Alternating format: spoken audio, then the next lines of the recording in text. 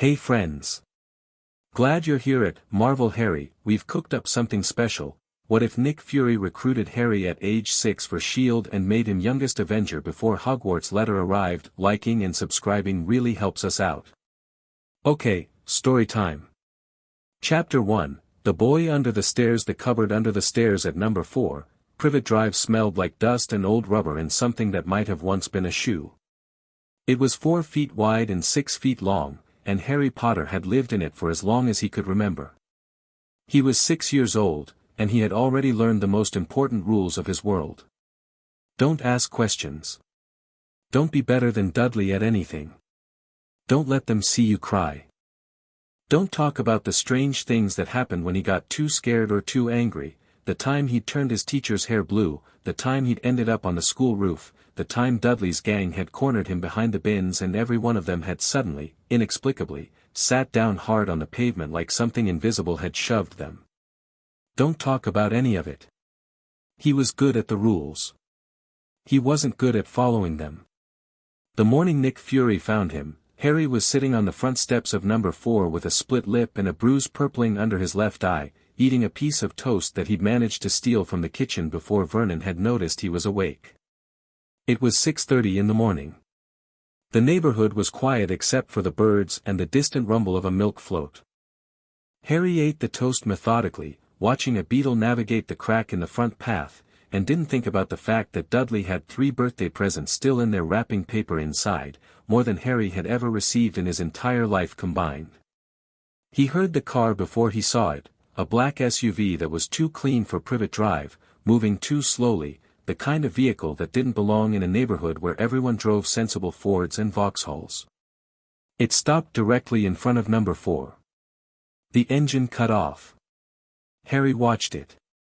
He didn't move. The man who got out was tall, black, wearing a long black coat that was frankly ridiculous for a Tuesday morning in July, and he had an eye patch, which Harry thought was genuinely the most interesting thing he'd seen in weeks. He stood beside his car and looked at Harry with the one eye that worked, and Harry looked back at him with both of his, and neither of them said anything for a long moment. "Harry Potter," the man said. It wasn't a question. "Who's asking?" Harry said. The corner of the man's mouth moved in something that wasn't quite a smile but was adjacent to one. "Nick Fury. I work for an organization called S.H.I.E.L.D. He pulled out a badge and held it up. Harry looked at it seriously, the way he looked at everything, like he was filing it away somewhere useful. "Is that real?" Harry asked. "Yes." "What does S.H.I.E.L.D. stand for?" Strategic Homeland Intervention, Enforcement and Logistics Division. Harry chewed the last of his toast.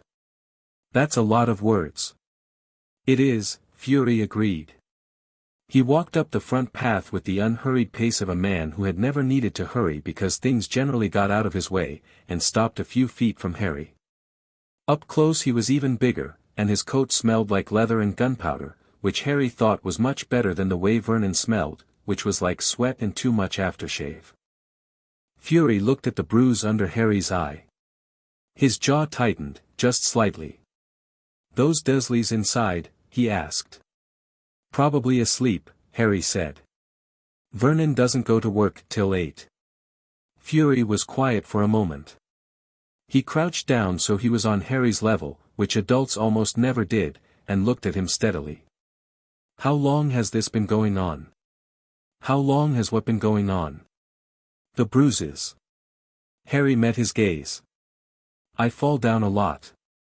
Fury said nothing. He just waited, and Harry had the uncomfortable experience of finding someone who was better at waiting than he was. The silence stretched. The beetle reached the end of the path and disappeared into the grass. "Since I can remember," Harry said, and was immediately furious with himself for saying it. Fury nodded once, slowly. "I'm going to tell you something, and I need you to listen carefully." "Okay. You're not ordinary. You know that." Harry's shoulders went tight. "I don't know what you're." "The 3 boys behind the school bins," Fury said. "The teacher's hair. The roof." He paused. I've been watching you for a few weeks, Harry. I know what you can do. Harry's heart was going very fast, but his face was completely still, which was a thing he'd gotten very good at. He looked at Nick Fury and tried to figure out if this was a trap. Everything about his life so far suggested that interesting things were usually traps. Am I in trouble? He asked. No, Fury said. You might be the opposite of in trouble. He straightened up. I want to take you somewhere. Somewhere you'll be safe, and somewhere what you can do won't get you hurt. He looked at number 4's closed door, then back at Harry. But it's your choice. I won't force you. Harry thought about the cupboard. He thought about Dudley's birthday presents in their bright paper. He thought about the way Vernon's face looked when Harry did something he couldn't explain, the particular shade of purple that meant Harry needed to get out of the room immediately or something very bad was going to happen. He stood up, brushing toast crumbs off his oversized shirt, one of Dudley's cast-offs, 3 sizes too big, with a cartoon dinosaur fading off the front. Can I get my stuff? He asked. What stuff do you have? Harry thought about it. A broken crayon and a library book. Something moved through Fury's expression too fast for Harry to identify it. We'll get you new things, he said. Harry nodded. He walked to the car without looking back at number 4, Privet Drive, and got in. He was 6 years old. He never went back. The SHIELD facility outside of London was nothing like what Harry had imagined, though he realized quickly that he hadn't really been imagining anything, because imagination required a kind of hope he hadn't quite been allowing himself. It was clean and bright and enormous, all steel corridors and glass walls, full of people who walked quickly and talked quietly and carried things on tablets and clipboards. Nobody looked at Harry like he was a problem, which was so unusual that it made his skin feel strange, like a shirt that almost fit. They gave him a room. An actual room, with a bed and a window that looked out over a garden, and a desk, and a bookshelf that was empty but clearly intended to be filled. A woman named Agent Chen showed him where the bathroom was and explained that meals were in the cafeteria at 7, 12, and 6, and that if he needed anything he could press the button by the door. Anything? Harry asked. Within reason, she said. What counts as within reason? We'll figure it out as we go, she said, which was a non-answer, but she said it without being mean about it, so Harry decided he could work with that. Fury came back that evening. Harry was sitting on the bed with the library book. It was about deep-sea creatures, and he'd already read it 4 times, but it was the only book he had, open on his lap. He looked up when the door opened. We need to talk about what happens next, Fury said. Okay, Harry said. He put the book down carefully, face up, spine uncreased. It wasn't even his book. He'd borrowed it 3 weeks ago and kept renewing it at the school library because it was the only place he could think properly without someone shouting at him. Fury sat down in the chair by the desk, reversed so he was leaning his arms on the back of it, and looked at Harry. SHIELD is an intelligence and response organization. We deal with threats that are outside the scope of conventional law enforcement and military. Things that are. He considered his words. Unusual. Like me, Harry said. Like you. Like others. Fury paused. What you can do, the things that happen when you're scared or angry, that's not a malfunction. It's a capability. And capabilities can be developed. Harry turned this over. You want to train me? Eventually, yes. Right now, I want you to eat 3 meals a day and go to a school where nobody hits you, and we'll see how the rest develops. Fury's voice was flat and even, completely without sentiment, which paradoxically made Harry trust it more than if it had been warm. Warm could be fake. Flat was just a fact. What do you want in return? Harry asked, because he'd learned early that nothing came without a cost, and it was better to know the price up front. Fury looked at him for a long moment. When you're older and you're ready, I want you to work for SHIELD. How old is older? We'll know when we get there. That's not really an answer. No, Fury agreed. It's not. But it's the truth. He stood up. Get some sleep. Agent Coulson is going to come by in the morning to talk through the practical details. He was at the door when Harry said, Mr. Fury. Fury stopped. Why me? Harry asked. There must be other kids who can do strange things. Fury turned back. In the low light of the room, with that single eye and the black coat and the expression that gave nothing away, he looked like something from one of the mythology books Harry had read through in the school library in a single afternoon. There are, he said. But not many of them have been doing it since they were 2 years old and are still standing. He left. Harry sat with that for a while. Then he picked up the deep-sea creatures book and read it again, for the 5th time, and eventually fell asleep with it open on his chest, in a real bed, in a room that was his. The first 3 months were, in no particular order, overwhelming, fascinating, occasionally terrifying, and the best thing that had ever happened to Harry Potter. Agent Coulson, Phil, though he never asked Harry to call him that, which meant Harry called him Phil immediately because he'd correctly identified it as something Phil appreciated but would never say, turned out to be the most organized human being Harry had ever encountered. He arrived the morning after Harry's first night with a folder, a schedule, and a very serious expression that Harry quickly identified as his default face and not an indication of disaster. School starts Monday, Phil said, spreading papers on the desk. There's a good state primary school 20 minutes from here. Your cover story is that your parents were S.H.I.E.L.D. employees killed in the line of duty. You are now a ward of S.H.I.E.L.D. Is that the truth? Harry asked. Phil paused. It's close enough to the truth that I can say it without discomfort. My parents really were killed, weren't they? Harry said. It came out flat, because he'd always known this. The Dursleys hadn't exactly been subtle about the fact that they considered him a burden inherited from a disaster, but saying it out loud in a new place made it feel different. Not worse, exactly. Just more real. Phil looked at him steadily. Yes. Car accident, according to the official records. But you don't think it was a car accident? Phil was quiet for a moment. I think, he said carefully, that there are things about your history that are more complicated than the official records suggest, and that Director Fury is working on understanding them. Harry filed that away. Okay, he said. What else is in the folder? Phil blinked, like he'd expected a different response to that. Then he turned back to the papers. Medical evaluation this afternoon. Nothing invasive, Dr. Simmons just wants a baseline. What kind of baseline? Physical health, neurological function, and, Phil paused again. The other thing. The magic, Harry said. Phil looked at him. Is that what you call it? What do you call it?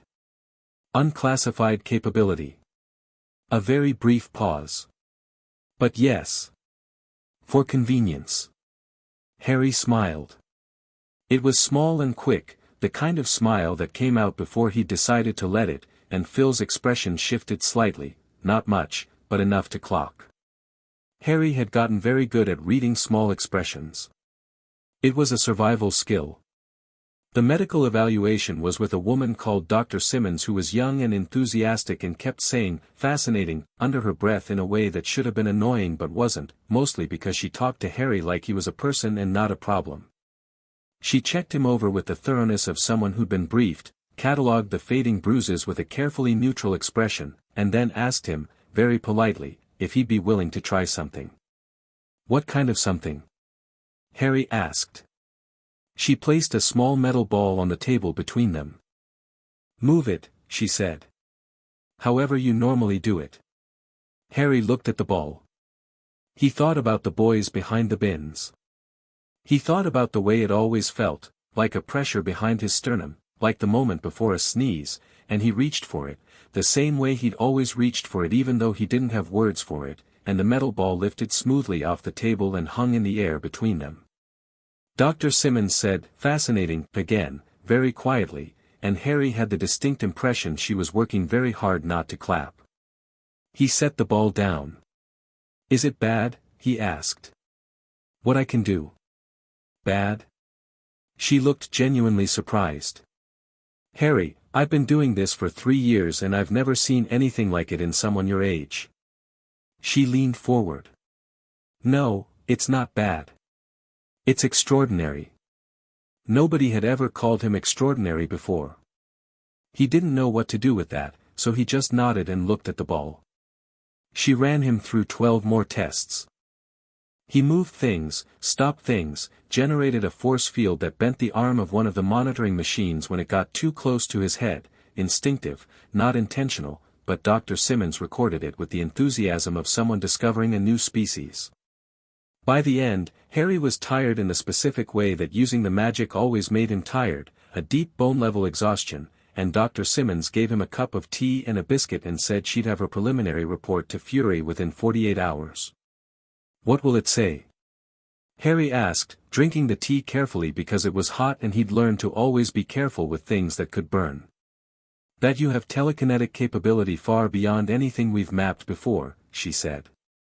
That the force you can generate is well beyond what the human body should theoretically be able to produce. And that the range appears to be increasing as you get older. She tilted her head. There were some other readings, too. Energy signatures we don't have a classification for yet. What does that mean? It means, she said, that you're probably capable of more than even you know. Harry finished his tea. Set the cup down on the saucer with a small, precise click. That, he said, is the best thing anyone has ever said to me. He started school on Monday. He was good at school in the way he was good at everything, methodically, thoroughly, and very fast. His teachers liked him because he was attentive. His classmates were initially wary because he was new and had a bruise still fading under his eye and looked at everything with an assessing gaze that most 6-year-olds hadn't developed yet. Within a week he'd read ahead to the end of the year's curriculum because the library was there and nobody told him to stop. Within 2 weeks he had 2 friends, a quiet girl named Amara who liked the same books he did, and a loud boy named Desmond who had appointed himself Harry's guide to the social geography of the school with the confidence of a tiny ambassador. It was fine. School was fine.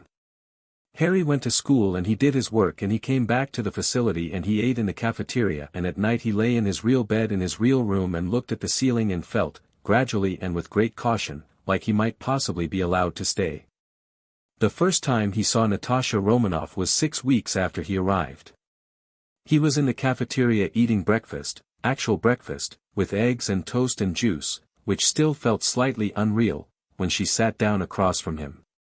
She was small and red-haired and wore a face of absolute blankness so complete that Harry recognized it immediately because he wore the same face and he knew exactly what that meant.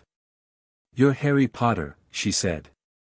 "You're the person Fury keeps talking about who's supposed to evaluate whether I'm worth training," Harry said, because he'd learned this from Phil 2 days ago and had been wondering when it was going to happen. Something flickered in her green eyes. Phil's not supposed to discuss that. He didn't. He left his notes open on his desk and went to answer the phone. They were very organized notes. Harry ate a bite of egg. They had my name on them in a colored tab. She looked at him. He looked back at her.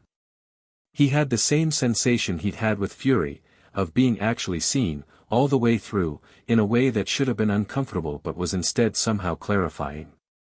"Show me something," she said. Harry glanced around the cafeteria. About 30 people were eating breakfast, most of them absorbed in tablets or conversations. He reached for the thing in his chest, easy and practiced now after weeks of DR. Simmons sessions, and lifted a salt shaker 3 tables away off the table, floated it across the room, and set it down gently in front of him. Nobody noticed. He'd gotten good at calibrating the scale. Natasha watched this without blinking. "Good control," she said. "Thanks. Can you do it at range? Without line of sight?" "I've never tried without line of sight." "Interesting." She picked up a fork. "What about fast? Can you do it quickly?" Harry thought about the boys behind the bins. Yeah, he said. I can do it quickly. How fast? He reached for the fork she was holding and it was in his hand before she'd finished the sentence. She looked at her empty hand. Then at the fork in his. Then at him. Faster than that, Harry said. I just didn't want to startle you. This time the thing in her eyes wasn't a flicker, it was a full, complete, genuine look of something like delight, tamped back down behind the blankness but there long enough for him to catch it. Fury said you were interesting, she said. He was understating it. Are you going to train me? Harry asked. I'm going to think about it, she said. Do you have any idea what my training looks like? I read your publicly available SHIELD file, Harry said. Which isn't very detailed. But Phil's notes mentioned the curriculum. Of course they did. She stood up, picking up her coffee cup. Finish your breakfast. She walked away. Harry watched her go, then looked down at the fork he was still holding. He put it on the table and went back to his eggs. An hour later, Phil found him in the library. He'd claimed the corner table by the window as his after the first week and the library staff had stopped questioning it, and said, with the air of someone delivering mildly surprising news, Agent Romanoff has agreed to begin your assessment next week. Great, Harry said, not looking up from his book. She's one of the most decorated, I know who she is, Phil. Phil paused. You really did read my notes. Your colored tab system is very logical, Harry said. You should consider it a compliment. The assessment was 5 days. Natasha ran him through everything she could think of, physical fitness, for his size and age, well above average, but she pushed him anyway, spatial awareness exercises, memory tests, pattern recognition, combat basics that were technically supposed to be beyond a 6-year-old but which Harry absorbed with a concentration that she clocked immediately as something she needed to think carefully about. On the third day, she presented him with 3 scenarios and asked him how he would resolve them. They were simplified, but not insultingly so. On the 4th day, she showed up at 6 in the morning and took him to the training room without warning. She came at him with half speed, expecting to see how he responded to surprise. He dropped flat before she reached him, came up on her left, and she only caught him because she was a professional and he was 6 and his legs weren't long enough. She was breathing harder than she'd expected to be. She looked down at him on the mat. Where did you learn to do that? She asked. Dudley's gang, Harry said, from flat on his back, looking up at the ceiling. I had a lot of practice not being caught. The 4th day was when she decided. Day 5, she sat across from him at the corner table in the library and said, I'll train you. Harry put his book down. Okay. I need you to understand what that means. I don't do easy. I don't do nice. I do effective. I know, Harry said. You don't know yet. But you will. She leaned forward slightly. There will be days you hate me for it. Harry considered this seriously. I've had days I hated people for a lot less. At least yours will be earned. Something shifted in her face. It was so quick and so small that he almost missed it, but he was watching and he caught it, the way her eyes changed, just for a moment, before she pulled the blankness back into place like pulling a curtain. He filed it away carefully. Monday, she said. 6 a.m. She was almost at the door when Harry said, Agent Romanoff. She stopped. He looked at her over his book. Thank you, he said. For actually thinking about it and not just saying no. She didn't turn around, but he heard it in the slight change of her footsteps, something heavier, more deliberate, like she was pressing her feet into the floor. See you Monday, she said. She left. Harry opened his book back up. Outside the library window, the garden was just beginning to show the first orange traces of autumn. He read 2 more pages and then stopped, his eyes on the glass, and let himself feel something he hadn't felt in a very long time. Not quite happiness. Not yet. But the thing that came just before it. The months folded into each other. Harry started going to training before school instead of after. Natasha was, as promised, completely and utterly without mercy. She pushed him in ways that were calibrated precisely to what he could handle, which meant they were always just slightly beyond what he thought he could handle, which meant he was always reaching. She taught him to fall properly, to move without making noise, to read the way a room shifted when someone was about to become a threat. She taught him to breathe when everything in him wanted to panic. She ran him through obstacle courses in the dark and made him name the number of guards in a simulated space from memory and drilled him on the small signals that people's bodies gave away before their mouths did. She never let him use the magic in training. "Why not?" he asked, 2 months in, lying on the mat after a particularly brutal afternoon session. "It's my biggest capability." "Exactly," she said. "If you rely on it, you'll have a massive blind spot." "What happens when you're tired? When you're injured? When whatever is suppressing metahuman capability that the research division has been worrying about for years is deployed against you?" Harry stared at the ceiling. "You've thought about this a lot." "I think about everything a lot," she said. "That's my job." "Is it also your job to know that Director Fury is considering deploying me on an assessment mission next year?" She was quiet for a moment. "Where did you hear that?" "I didn't.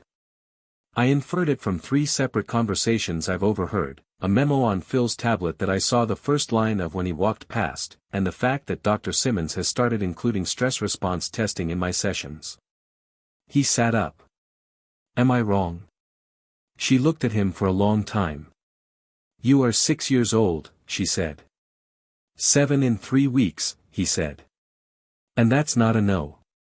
"No," she said. "It's not a no." Harry nodded and stood up, brushing dust off his knees. "So the physical training is good, and it makes sense to develop every capability independently." "I get it." He picked up his water bottle. "Can you teach me to pick a lock?" "Not yet." "When?" "When I think you won't use it somewhere you shouldn't." He looked at her. "That seems like exactly the kind of lesson whose timing I'm trying to influence." The thing in her eyes again, the same thing as that first day in the cafeteria, contained and quick and bright. He was starting to understand that this was just what she looked like when she was genuinely pleased, and that most people never got to see it because most people weren't looking for it. "Get some sleep," she said. He went. But at the door, on an impulse he didn't entirely understand, he stopped and said, "Tasha." She turned around, which meant she'd already accepted the nickname, or maybe she'd been expecting it for weeks. "What?" "I didn't fall down," he said. "On Privet Drive. I never fell down." She looked at him. Her expression was exactly the same as it always was, blank and steady and giving nothing away, but her hand was very still on the back of the training chair she was holding, too still, in the way that perfect stillness sometimes meant the opposite of calm. "I know," she said. He went to bed. He slept better than he had in weeks. The night before his 7th birthday, Harry was sitting on the windowsill of his room, bigger now, 2 rooms down from his first one, because Phil had quietly upgraded him at the 3-month mark and hadn't made anything of it, watching the last of the autumn light go out of the garden, when Nick Fury knocked on his door. "Come in," Harry said, without turning around. Fury entered. He stood beside the window and looked out at the same garden. He was quiet for a while, which was his way, and Harry had gotten used to it and stopped filling the silence like he used to. "I'm going to tell you something tomorrow," Fury said.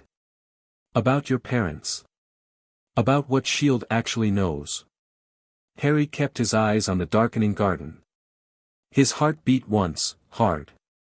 "Okay," he said. "It's going to change things." "Things change," Harry said. "You're 6. 7 tomorrow." Fury was quiet again. "Then, you're a strange kid, Harry." "You recruit strange kids," Harry said. "Fair point." Harry finally turned to look at him. In the near dark, Fury's face was harder to read than usual, which was saying something. "Mr. Fury," Harry said. Did you actually recruit me for S.H.I.E.L.D., or did you rescue me from the deadliest? Fury met his gaze. Can't it be both? Harry thought about it. Yes, he said, slowly. I think it can. He turned back to the window. Is the thing you're going to tell me tomorrow going to be bad? Parts of it. Will it change what I can do? No. Will it change who I am? Fury was quiet for just a moment too long. That's up to you, he said. Harry nodded. Outside, the last light faded completely, and the garden went dark, and the first star appeared over the facility's roof, cold and very bright and impossibly far away. Okay, Harry said. I'll see you tomorrow. Fury left. Harry stayed on the windowsill until the stars were properly out, counting them the way he used to count the cracks in the ceiling of the cupboard when he couldn't sleep, not because he was frightened, but because it was something to do with his eyes while his mind worked. He was 6 years old, and tomorrow he would be 7, and tomorrow he would learn the truth about his parents, and next year he would begin field assessments, and somewhere far ahead of him, past the training and the missions and the things he couldn't imagine yet, there was a life that was actually his. He sat on the windowsill and counted stars and didn't feel afraid at all. Chapter 2, What Doesn't Kill You? The thing about truth, Harry learned on his 7th birthday, was that it didn't arrive the way books suggested it did, not in a single clean revelation that explained everything. It arrived in pieces, and each piece had a jagged edge. Fury sat across from him in the small conference room off the main corridor, the one with the good window and the coffee machine that Phil guarded with unreasonable ferocity, and he laid it out without softening it. Harry's parents hadn't died in a car accident. His father had been James Potter, no S.H.I.E.L.D. record, no intelligence profile, nothing. His mother had been Lily Evans Potter, and her file had 3 lines and then a wall of redaction that Fury said he was still working through. They'd been killed when Harry was 15 months old. The official cause on the British record was gas explosion. The coroner's report had been signed by someone who, when S.H.I.E.L.D. traced the name, didn't appear to exist. Someone buried it, Fury said. Someone powerful, Harry said. Yes. Someone who knew about me. Fury's eye was steady. Someone who had a plan for you. That's what the intelligence suggests. Harry was quiet for a moment, turning this over. Outside the window, someone was crossing the garden below with a tablet under their arm, and a crow was sitting on the fence watching them, completely still, like a small black judge. Harry watched the crow. My parents were like me, he said. Weren't they? They could do what I can do. Fury paused. We think so. The energy signature markers in your readings, Dr. Simmons found historical reference material that suggests they're hereditary. There's a whole population of people with this capability, Harry. It's not as rare as we thought. A whole population, Harry said flatly. And nobody knows about them. The right people know, Fury said. They've just been careful about who else does. The crow on the fence turned its head, found Harry in the window, and stared at him with one bright black eye. Harry stared back. The person who had a plan for me, he said. Are they still planning? That's what I intend to find out, Fury said. Harry turned back from the window. His face was completely calm. Fury was watching him with the particular attention he'd noticed Fury used when he was trying to calibrate something, reading Harry the way Harry read rooms, looking for the stress fractures. I'm not upset, Harry said. I know. I mean it. I'm not. He looked at his hands, flat on the table. I used to make up stories about them when I was in the cupboard. Different ones every night. Spy parents. Scientist parents. Parents who were going to come back and explain the whole thing. He looked up.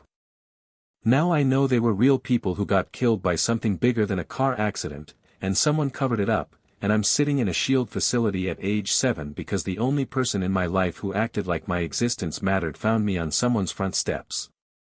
He paused. That's actually better than most of the stories I made up. Fury was quiet. The crow outside lifted off the fence and was gone. "Happy birthday, Harry," Fury said. "Thanks," Harry said. "Can I have a proper punching bag in the training room now? The junior one is too light." Fury's mouth did the thing that wasn't quite a smile. "I'll have Coulson arrange it." "Great." Harry stood up. "Also, I want to know more about the person with the plan." "When you find out more." "When you're ready." "I'm ready now." "When I think you're ready," Fury said, and the distinction in his voice was clear enough that Harry accepted it, which he wouldn't have done from almost anyone else. He left the conference room and walked back to his room and sat on his bed and stared at the ceiling for exactly 3 minutes. Then he got up, went to the training room, and worked the junior punching bag until his knuckles ached, because it was the only one he had, and because some feelings were better expressed physically than verbally, and because tomorrow Natasha was going to run him through a new sequence and he wanted to be tired enough to sleep. He was 7 years old, and he already understood that information was power, and patience was a weapon, and that the best thing he could do right now was get better. So he did. The years moved the way training years always do. In the moment they felt endless, and in memory they compressed into a series of moments that mattered. Harry at 7, in the training room at 6 a.m., Natasha running him through his 15th attempt at a particular sequence where he had to cross a 12-foot gap, land without a sound, and neutralize a sensor array without triggering any of the perimeter alarms. He did it on the 16th attempt. She made him do it 20 more times.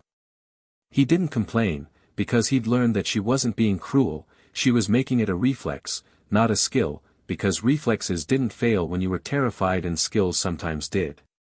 Harry at 7 and 3 months, sitting in Phil's office while Phil explained, with the careful patience he applied to everything, that S.H.I.E.L.D. wanted to start him on a formal academic curriculum in addition to school. Not to replace school, school was for normal. This was for the rest of it. History of Global Intelligence Operations. Strategic Geography. Introduction to Cryptology. Basic Communication Systems. "I'm 7, Harry said. "You read at a post-secondary level," Phil said. "The standard curriculum isn't challenging you." "It's really not," Harry admitted. "These materials are written for adults," Phil said. "Some of them will require context I'll have to help provide. But I think," he paused, in the way Phil paused when he was saying something he'd thought about carefully. "I think you're going to find them genuinely interesting." He was right. Harry devoured them. Strategic geography was fascinating, the way the shape of the world determined the shape of conflict, how rivers and mountains and coastlines have been deciding the outcomes of human struggles for 10,000 years. Cryptology made him feel like every piece of communication he'd ever received was suddenly a puzzle he could take apart. Intelligence history was the most interesting thing he'd ever read, because it was the history of people who operated in the spaces between official history, which meant it was the history of people who actually understood how things worked. Harry at 8, the night Natasha came to find him in the library at 9 p.m. because he'd missed dinner and she'd known, without needing to check, that he was exactly there. She put a plate of food on the table beside him and sat down across from him and didn't say anything, just read her own file on a tablet while he finished his chapter. After a while, he ate the food without looking away from his book, and she glanced up and something in her face arranged itself into something soft that she didn't bother to hide because there was no one else to see it. "You're going to ruin your eyes," she said. "You're here at 9 p.m. doing your own reading," he said. "I'm an adult. I notice you're not actually making me leave." She turned back to her tablet. He turned back to his book. They stayed until 10, and then she walked him back to his room, and at the door she put one hand briefly on top of his head, a gesture so small and quick that he might have imagined it, and said, "Sleep," and he said, "I was going to," and she left, and he lay in the dark and felt the warmth of that small gesture like it was a fire he was sitting near. Harry at 8.5, the first time Fury sat him down and briefed him on something real. Not a training scenario. Not a hypothetical. A real intelligence problem, an arms dealer moving materials through 3 European countries using a route that conventional surveillance couldn't cover. Fury spread the maps on the table and said, "Tell me what you see." Harry looked at the maps for 4 minutes without speaking. Then he said, "The gap in the route isn't accidental. It's designed to look like a surveillance failure. Someone on the monitoring team is feeding them the schedule." Fury looked at him. "Go on." "The material moves on a 12-day cycle, but the surveillance gap is 8 days wide. That's not a gap, that's a window that someone is opening on request." Harry looked up. "You already know this. You're testing how quickly I get there." Fury said nothing for a moment. Then, 6 minutes. "My analyst took 4 hours. He picked up the maps." "Your instincts are good, Harry. Don't let anyone tell you otherwise." "Nobody has the authority to tell me otherwise," Harry said, which made Fury do the thing that wasn't a smile, except this time it was just barely closer to an actual smile than usual. Harry at 9, the morning Clint Barton arrived. Clint arrived the way Clint did everything, with maximum noise and minimum ceremony, throwing open the facility door while it was still raining and announcing to the front desk agent, loudly, that he was here to run the quarterly field assessment and also he needed coffee immediately. Harry, who was passing through the main corridor with a stack of books, stopped and looked at him. Clint Barton was medium height, built like someone who used their body constantly and practically, with close-cropped hair and hearing aids that Harry immediately noticed and immediately decided not to mention because that was clearly a private matter. He had a bow slung over one shoulder and was currently arguing cheerfully with the front desk agent about the coffee situation. He noticed Harry looking and pointed at him. "You're the kid. You're the archer," Harry said. "Best archer in the world, technically. That's a significant claim." "I can back it up," Clint said. He looked at the books. "What are you reading?" "Advanced Cryptological Systems and a Biography of Genghis Khan." Clint stared at him. "You're 9. 8 and 11 months, Harry said. "But yes." Clint turned to the front desk agent. "I really need that coffee," he said. He turned back to Harry. "I'm here for 3 days. You want to come to the range tomorrow morning?" Harry considered him. Clint Barton had an open face, the kind that had deliberately been made open, because someone with that kind of job made deliberate choices about what they showed, but also the kind that was genuinely, naturally, warmer than most faces in this building. He had the posture of someone who was always slightly ready to move, and the eyes of someone who missed almost nothing, but both of these things sat underneath a general air of barely restrained amusement that Harry found immediately interesting. "Sure," Harry said. 6 a.m. I'm usually up at 5:45. Clint looked at Natasha, who had appeared at the far end of the corridor at some point in the last 30 seconds. "You did this to this child," he said, pointing at her. "He was already awake at 5:45 before I got to him," she said. "That's genuinely concerning." He looked back at Harry. "We're going to fix your morning schedule. It is not healthy for a 9-year-old to." "I like mornings," Harry said. "Nobody likes mornings." "I do.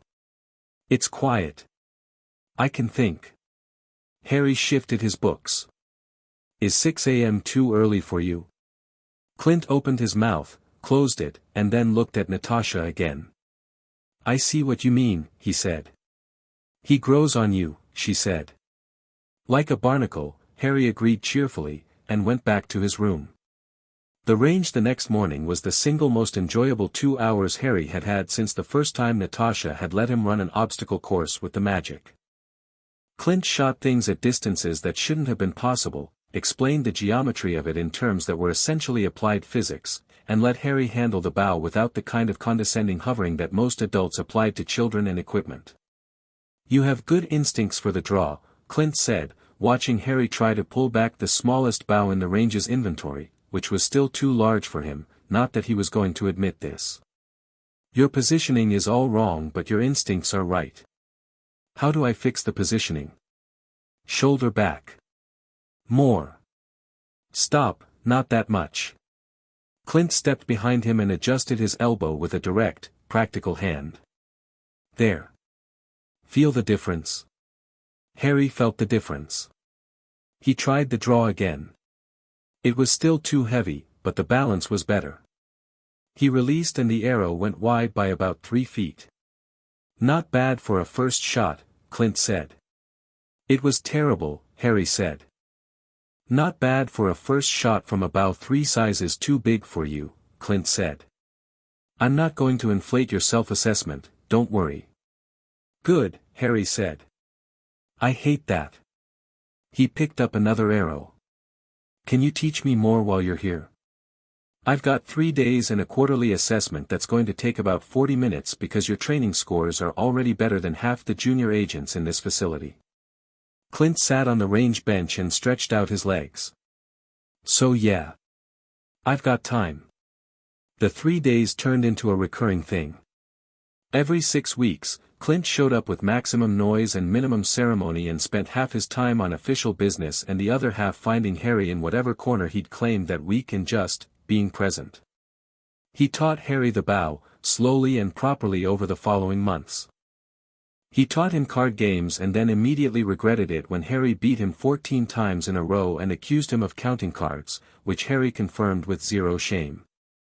He talked to Harry about field work the way Natasha didn't quite. Natasha taught methodology, Fury taught strategy, Phil taught structure, but Clint talked about what it actually felt like. The waiting. The noise.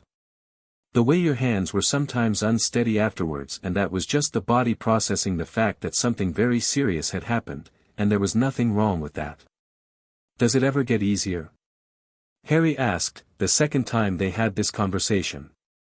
He was 9 and 3 months and they were sitting on the roof of the facility because Clint had found the access hatch in the 3rd week and now used it routinely.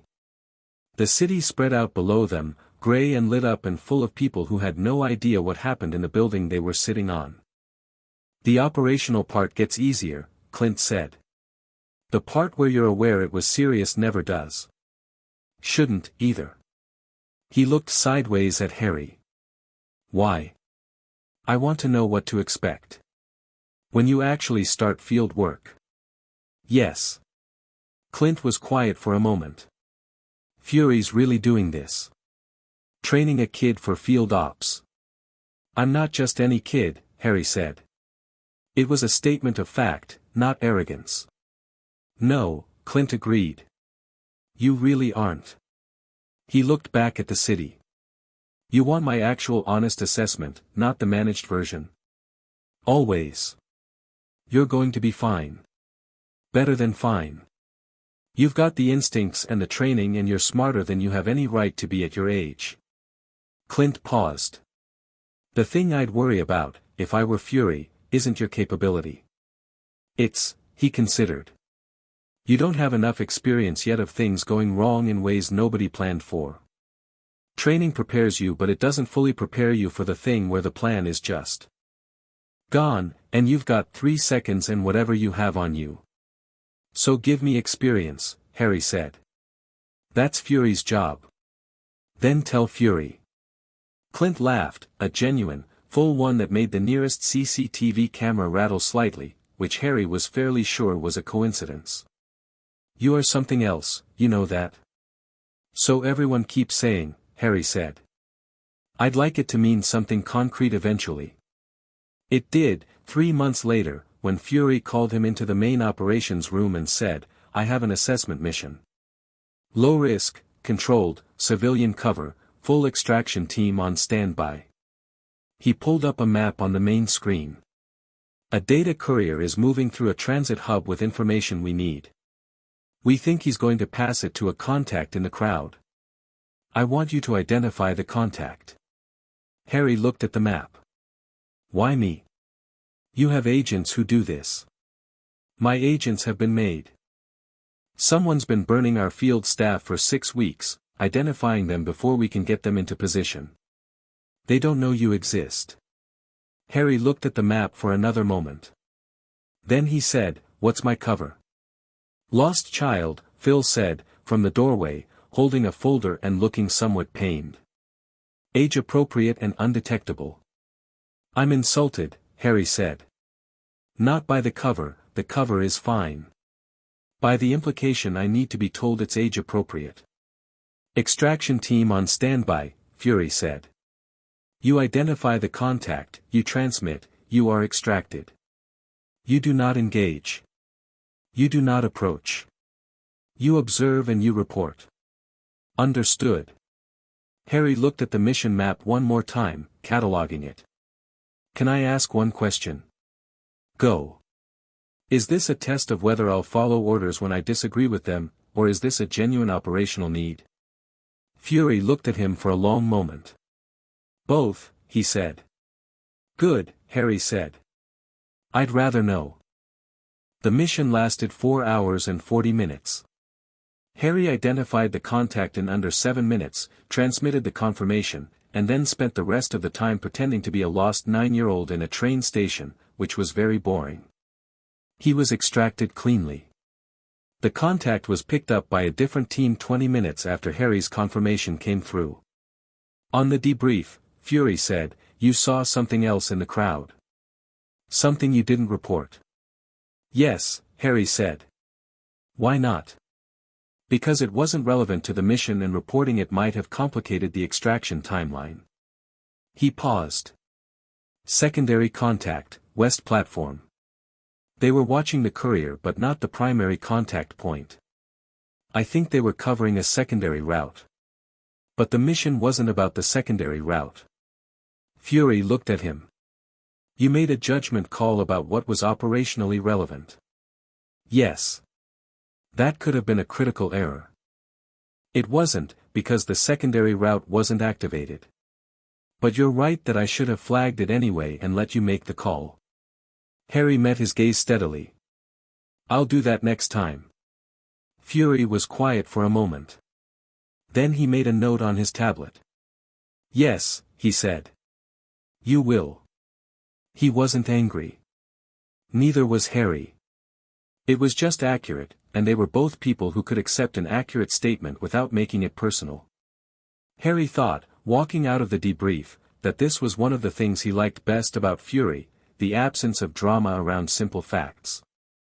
He was 9 years old and he'd just run his first real field assessment, and the only thing he felt was the specific restlessness of someone who had learned they could do a thing and now wanted very much to do it better.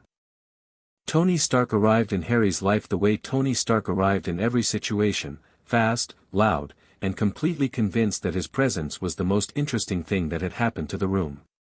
Harry was 9 and 4 months, sitting in one of the tech labs while Dr. Simmons ran his biannual capability assessment, when the door opened and Tony Stark walked in without knocking. You must be the classified impossibility, Stark said, looking at Harry with the complete lack of social filter that Harry had read about in his file and was now experiencing firsthand. You must be the one who doesn't knock, Harry said. I don't knock, Stark agreed, looking at the equipment. What are we measuring? Mr. Stark, Dr. Simmons said, in the tone of someone who had said this many times before, this assessment is classified, I know, but Fury owes me a favor and he said I could observe the, and I quote, interesting project. He pulled up a chair and sat down backwards on it. So. Interesting project. What have we got? Harry looked at him.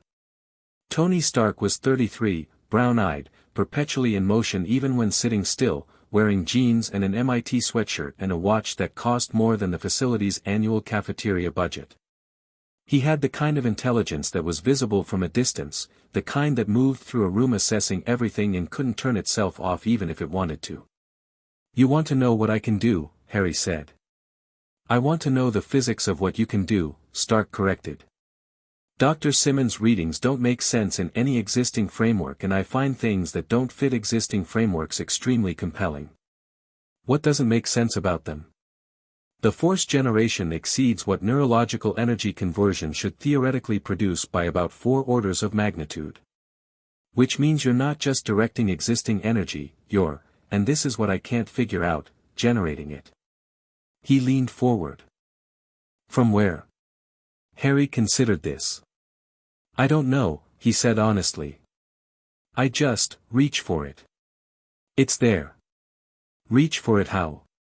Like, Harry tried to find words for something he'd never been asked to verbalize.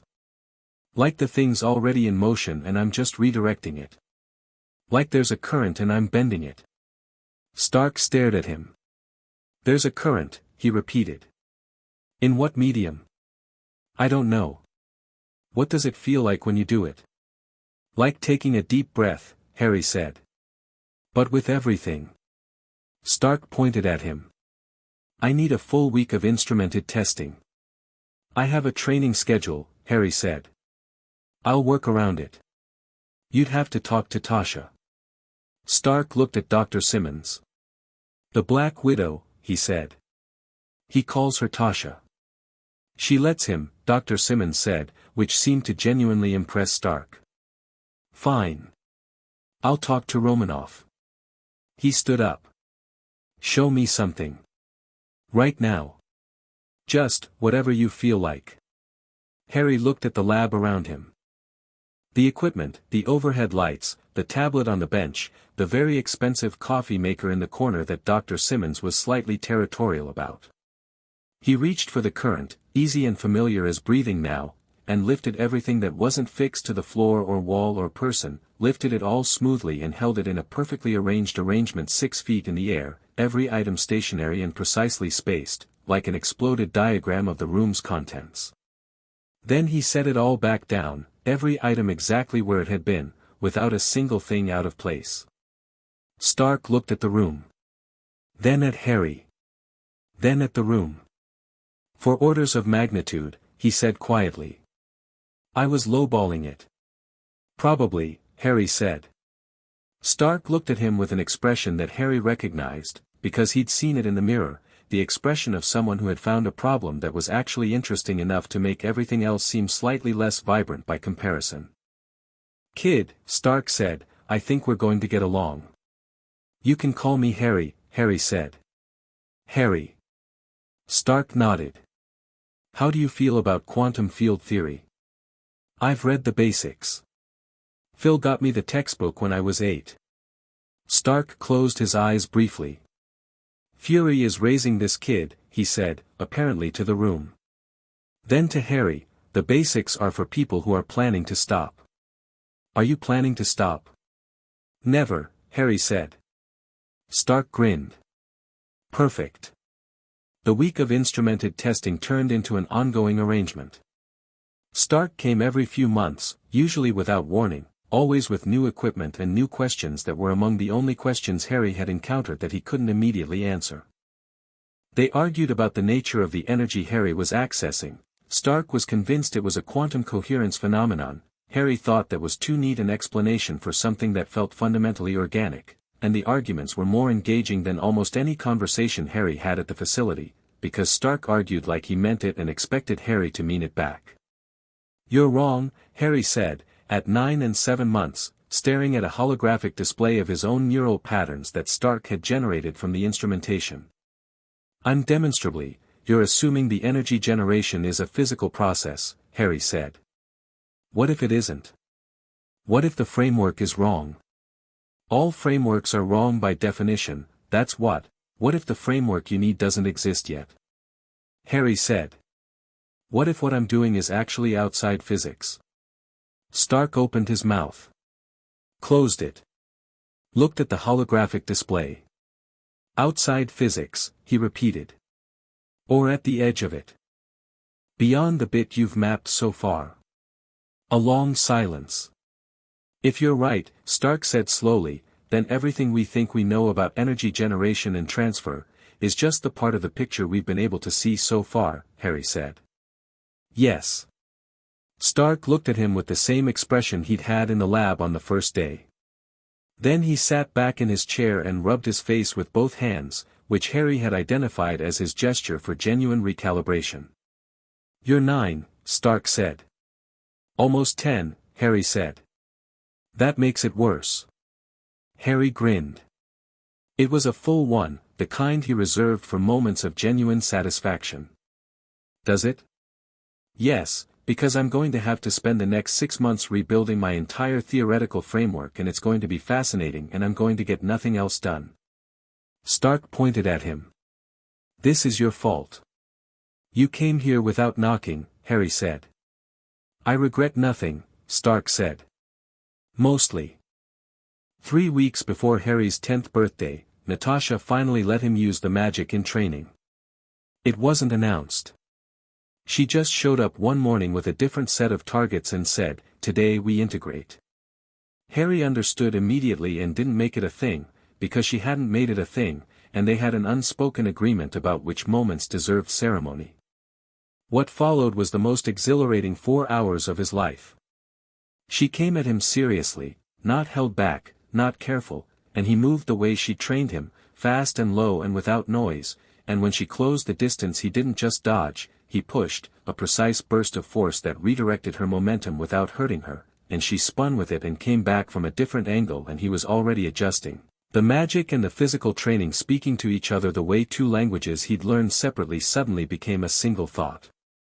By the end of the session, Natasha was breathing hard and Harry was on his feet. She looked at him for a long moment. "You've been practicing integration on your own." "Not officially," Harry said. "At night? In your room? Just small things. Getting a feel for the interplay." She crossed her arms. "You should have told me. You would have said not yet." A pause. "Yes," she said. "I would have."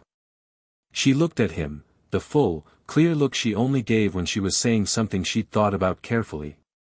"You were right not to wait." Harry blinked. In 3 years of training, she had never said that.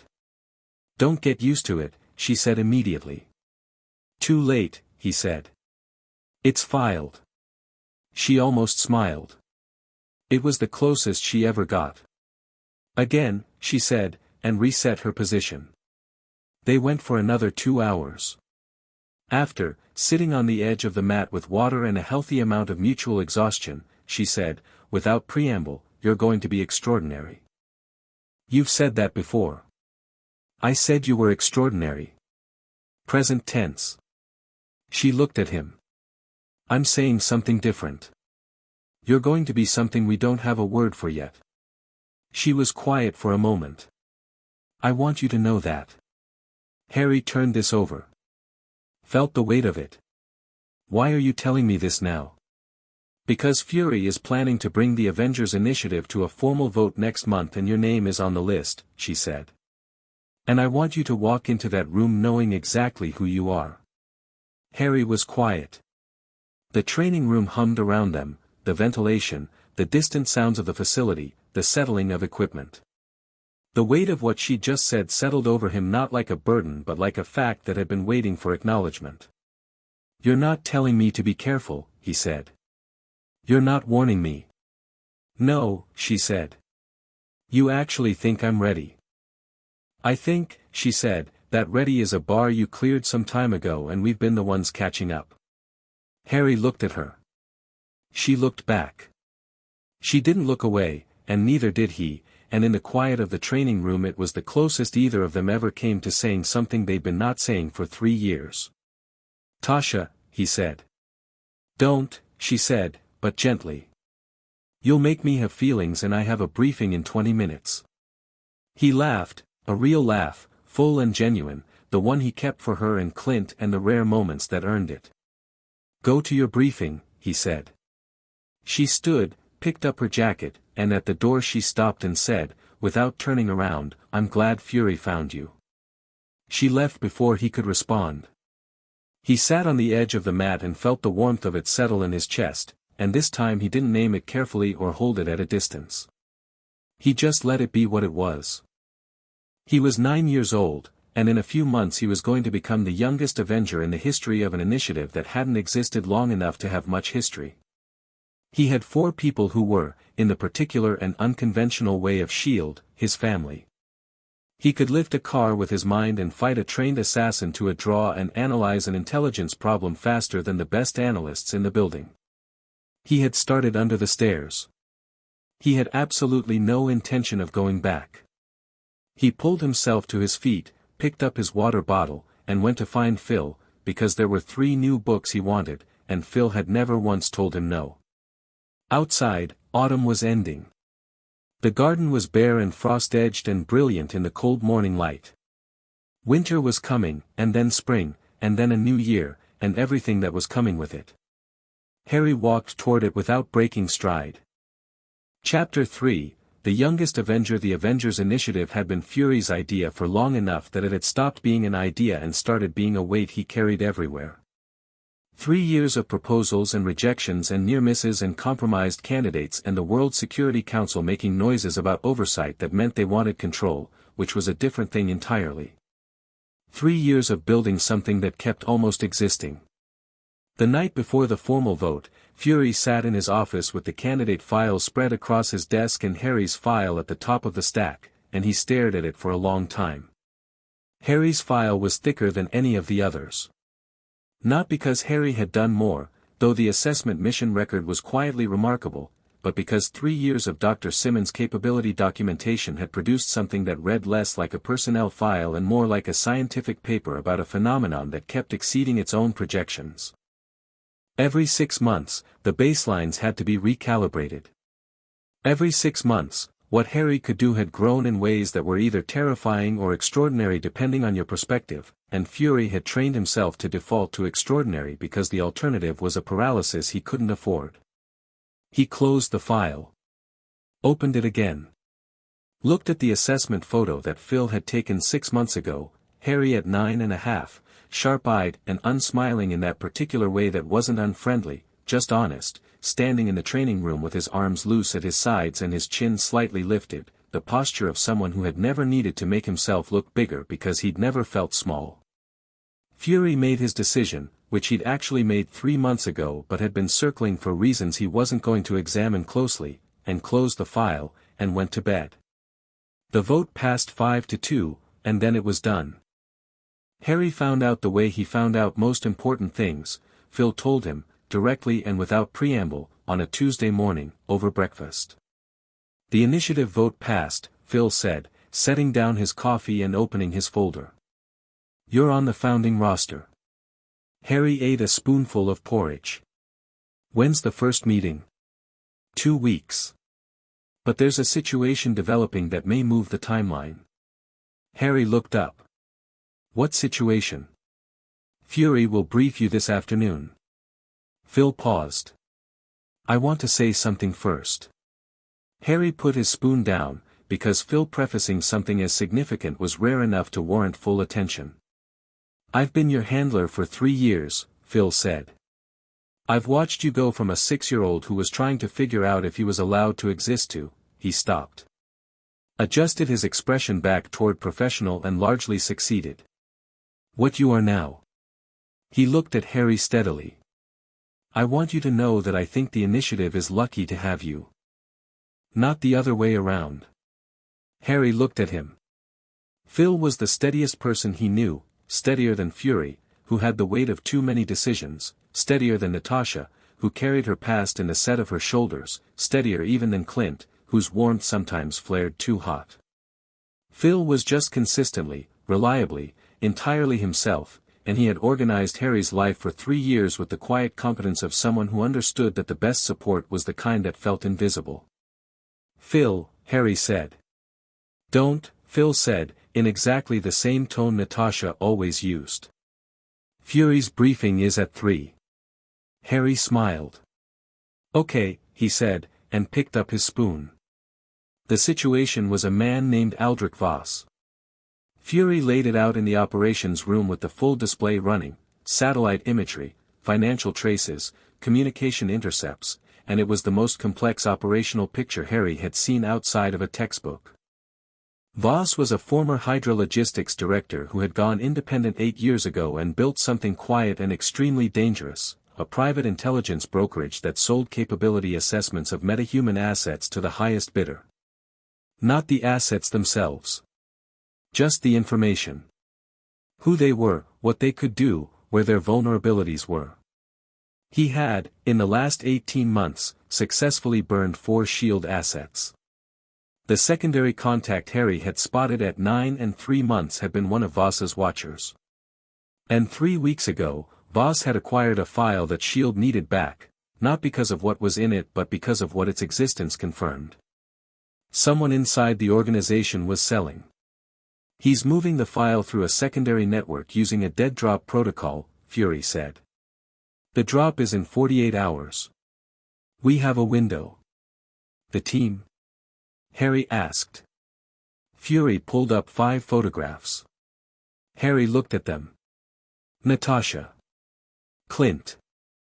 A man named Steve Rogers, whose file Harry had read twice and found genuinely extraordinary. A scientist named Bruce Banner, who Harry had not yet met and whose capability dossier was both fascinating and genuinely sobering. And Harry's own photo. Rogers and Banner are being brought in for the first time, Fury said. You'll all meet tonight. The operation begins tomorrow. What's my assignment? Harry asked. Point, Fury said. The word landed in the room. Natasha, standing to the left of the display, didn't react. Clint, leaning against the back wall, raised his eyebrows just slightly. Point, Harry said. Not secondary. Not support. You're the only one Voss's network hasn't seen, Fury said. You're also the only one who can do what you can do. The drop location is a transit hub, similar environment to your first assessment but an order of magnitude more complex. He looked at Harry steadily. Can you operate at that level? Yes, Harry said, without hesitation, because it was true. Then your point. Steve Rogers was exactly what his file suggested and also somehow more than that. He was tall in the way that was structural rather than performative, blonde, and had the face of someone who had spent a great deal of time thinking carefully about things. He also, Harry noticed, shook Harry's hand like he was shaking an adult's hand, with full seriousness, and said, I've heard good things, in a way that suggested he was saying exactly what he meant. Likewise, Harry said. The tactical assessment in your file from the 43 European operation is the best piece of applied strategic thinking I've read outside of Sun Tzu. Rogers blinked. You've read, Phil's filing system is very organized, Harry said. He's told me, Rogers said. Then he looked at Harry with the particular attention Harry associated with people who were genuinely interested rather than just being polite. How old are you? 10, Harry said. In 3 weeks. Rogers was quiet for a moment. Not the uncomfortable quiet of someone recalibrating their judgment, but the thoughtful quiet of someone incorporating new information. Fury said you were the best natural tactician he'd seen in 30 years of recruitment. He said that? Harry said, which was not false modesty. Fury said things directly to him or not at all, so hearing a compliment secondhand was new information. Word for word, Rogers said. I trust Fury's assessment of capability. A pause. Do you know the transit hub layout? 3 floors, 42 access points, primary surveillance coverage on the main concourse with dead zones in the northeast and southwest transit corridors. Voss's network will use the southwest because it's closer to the secondary exit routes. Harry paused. But that's what they expect us to expect. The actual drop is in the northeast. Rogers looked at him. What makes you say that? Because Voss is smart. He knows we know about the southwest dead zone because we're the ones who identified it as a dead zone. He's been setting up the southwest as a decoy for 2 weeks. The northeast corridor was renovated 6 months ago. The old surveillance map is the one we're working from, but the new layout actually creates a secondary dead zone that wasn't there before. Harry pulled the updated floor plan from the briefing packet and showed him. Here. Rogers looked at the floor plan for a long moment. Then he looked at Harry. Have you briefed Fury on this? I'm briefing him tonight. I wanted to see what the team thought first. Because? Because if I'm wrong, I want to know before the briefing, not in the briefing. Rogers was quiet for another moment. Then something shifted in his expression, not quite a smile, but the architectural predecessor to one. Good instinct, he said. Thank you, Harry said. Can I ask you something? Sure. You fought alongside people with very different capability levels. What's the biggest mistake people make when integrating high asymmetry teams? Rogers thought about it seriously, which Harry appreciated. Assuming the highest capability member should be in front, he said. Power doesn't equal position. Position is tactical. Power is just a tool. Harry nodded slowly. That's what Tasha always says. She phrases it differently. What's her version? The weapon that everyone sees coming is the weapon that gets neutralized first. Harry tilted his head. Your version is cleaner. Rogers laughed, a genuine, warm one. I think I'm going to like working with you. I think so too, Harry said. Bruce Banner was a different kind of conversation entirely. He found Harry in the briefing room an hour later, going over the transit hub schematics, and stood in the doorway for a moment before Harry said, without looking up, Dr. Banner. Come in. Banner came in. He was a thin, careful-moving man with glasses and the specific physical quality of someone who had spent a great deal of time being very controlled about everything, because the cost of not being controlled was something he carried in his face. He sat down across from Harry and looked at the schematics. You've rerouted the entry points, he said. Based on the updated floor plan, yes. Harry looked up. Your file says you have a PhD in nuclear physics and a secondary in biochemistry. And a condition, Banner said, with the flat directness of someone who had decided a long time ago that managing others' discomfort about this was not his job. Yes, Harry said. Are you going to be all right in a civilian transit environment? Banner looked at him. The question had been asked completely without judgment, purely operationally, and that seemed to land differently than the question usually did. I have very good control, he said. As long as I don't get shot. I'll make sure nobody shoots you, Harry said. You're 10. Almost 10, Harry said. And I mean it. Nobody shoots Dr. Banner, I'll add it to the operational brief. Banner was quiet for a moment.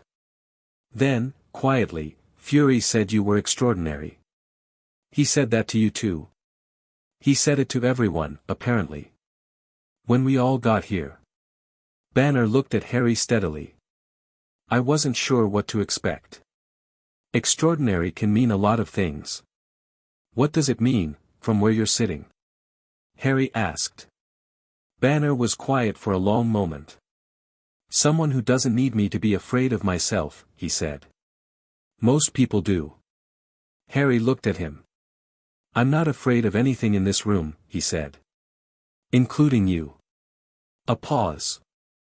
Is that actually useful to know, or does everyone say that? Everyone says it, Banner said. But you're the first person I believe. Harry smiled, quick, real. Let's go over the schematics, he said. The briefing that night was when the five of them became a team, or at least the early architecture of one. Fury ran it, Phil managed the documentation, and Harry presented his northeast corridor analysis. Natasha confirmed two of his supporting points from her own surveillance review that she'd apparently done independently that afternoon without telling anyone. Rogers backed the tactical reorientation. Clint suggested an adjustment to the entry sequencing that Harry accepted immediately because it was better than his version. Banner identified a structural element in the transit hub's HVAC layout that provided a concealment option Harry had missed. Good, Fury said, at the end. This is what you are.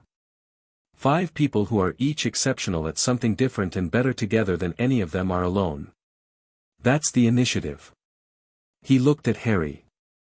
Entry sequencing.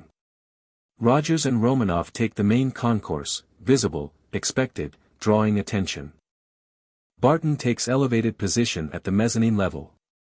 Banner and I take the northeast corridor from opposing ends. You and Banner are the hammer, Fury said. We're the door, Harry corrected. Rogers is the hammer. We're the thing that makes sure Voss's courier can't run. A small pause.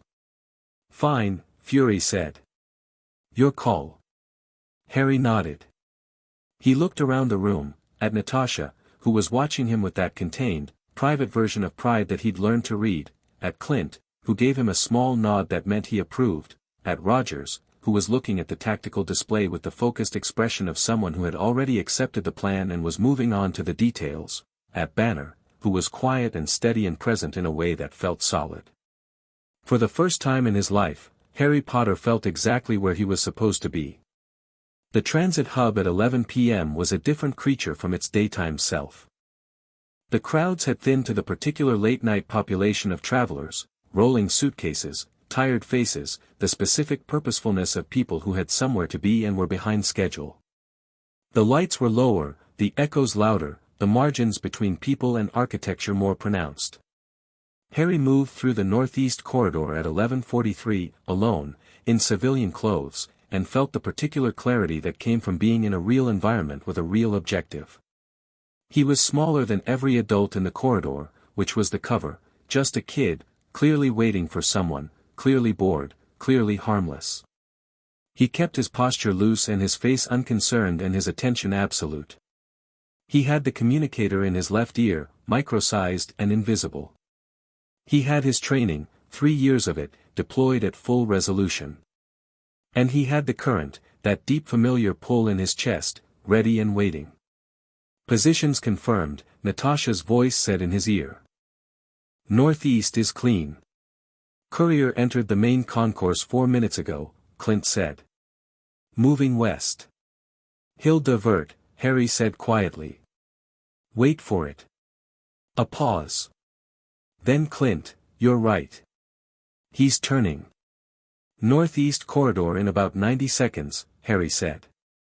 He kept moving, slow, meandering, the walk of a bored child, and positioned himself near a seating area with clear sightlines to both ends of the corridor. He sat down, pulled out a book, opened it, and didn't read a single word. The courier entered the northeast corridor at 11:46. He was a nondescript man in a gray jacket, mid-40s, carrying a laptop bag, walking with the slightly too casual pace of someone who was trying to look unconcerned. Harry clocked him in his peripheral vision and turned a page. The exchange happened in 12 seconds. The courier slowed near a waste bin at the corridor's midpoint, and a second man, the contact, who had been sitting on a bench reading a newspaper, who had been there when Harry arrived and whom Harry had logged immediately as significant, stood, crossed to the bin, and there was a brief moment of proximity that looked accidental and was not. Exchange made, Harry said. Contact moving south toward the secondary exit. I've got visual, Clint said. Let him move, Harry said. He's going to try the southwest corridor as a redirect. Don't close the exit until he commits. You want to let him commit? Natasha said. I want to confirm the full route. If we close too early we get the contact and lose the network map. Harry kept his eyes on his book. Trust me. A half-second pause. Your call, Fury said, in his ear. The contact moved south. Harry stood, pocketed his book, and followed at a distance that was entirely casual and exactly 40 feet. The contact reached the junction and turned, not south toward the southwest exit, but east, toward a third route that wasn't on Voss's known network map. Harry registered this in about a quarter of a second. New route, he said. East Junction, heading toward the service corridor. This wasn't in the brief. I see it, Rogers said. I'm repositioning. Don't, Harry said. The service corridor has one exit and it's a dead end if you're not already inside. He's going in because he thinks he's clean and he's going to make contact with a third party. A pause. I need to go in after him. Harry, Natasha's voice. I know. Radio silence once I'm inside. He kept walking. I'll be out in 4 minutes. He went in. The service corridor was narrow and lit with industrial fluorescence and smelled like industrial cleaning fluid and old metal. The contact was 30 feet ahead, moving quickly now that he thought he was out of the main surveillance area. Harry followed, using every technique Natasha had drilled into him, soft feet, measured breathing, using the ambient sound of the ventilation system as cover. The contact stopped at a junction and pulled out a phone. Harry stopped too, pressing into the shadow of a support column, and waited. The phone call lasted 90 seconds. Harry caught fragments, a location, a handoff time, a name that meant nothing to him but that he committed to memory with the precise, mechanical retention that Phil's cryptology training had given him. Then the contact pocketed the phone and turned back toward the main corridor. Directly toward Harry. Harry assessed the distance, 12 feet, closing at walking pace, and the contact's body language, relaxed, mission complete, not alert. He looked at the corridor around him, column to his left, utility door to his right, 8 feet of open space behind him. 3 seconds. He let the current come up in his hands, not visible, not dramatic, just ready, and stepped out of the shadow directly into the contact's path. The contact stopped. Stared. Reached for something under his jacket. Harry moved. It was not a child's movement. It was not a gentle movement. It was 3 years of Natasha's training and 2 years of integrated capability deployed at full efficiency. He was inside the contact's guard before the gun cleared the holster, one hand catching the weapon hand at the wrist with a grip that redirected rather than blocked, the force behind it precisely enough to make the gun drop and not enough to break bone, and then a short, sharp burst of telekinetic force to the center of mass that sat the contact down very hard against the corridor wall. Harry was standing with the gun pointed at him before the contact had finished processing what had happened. The contact looked at him. He was breathing hard. Harry was not. "I need you to be very quiet," Harry said, "and I need you to tell me who you were just talking to." The contact stared at him. Yes, Harry said. "Who were you talking to?" Silence. Harry tilted the gun slightly. "Voss," the contact said. "Direct line." "I only ever had direct when he wanted something personally confirmed." "What did he want confirmed?" "That the package was clean." A pause. "That Shield's team hadn't followed the courier." Harry looked at him steadily. "And what did you tell him?" The contact's jaw tightened. "You told him you were clean," Harry said. "You didn't know I was there." He crouched down to be on eye level with the man against the wall. "So here's what happens next. You're going to tell me the name Voss used on the call, the frequency he called from, and anything else you heard in the background of that call. And then my colleagues are going to come in here and take you somewhere quiet, and eventually this will all be sorted out."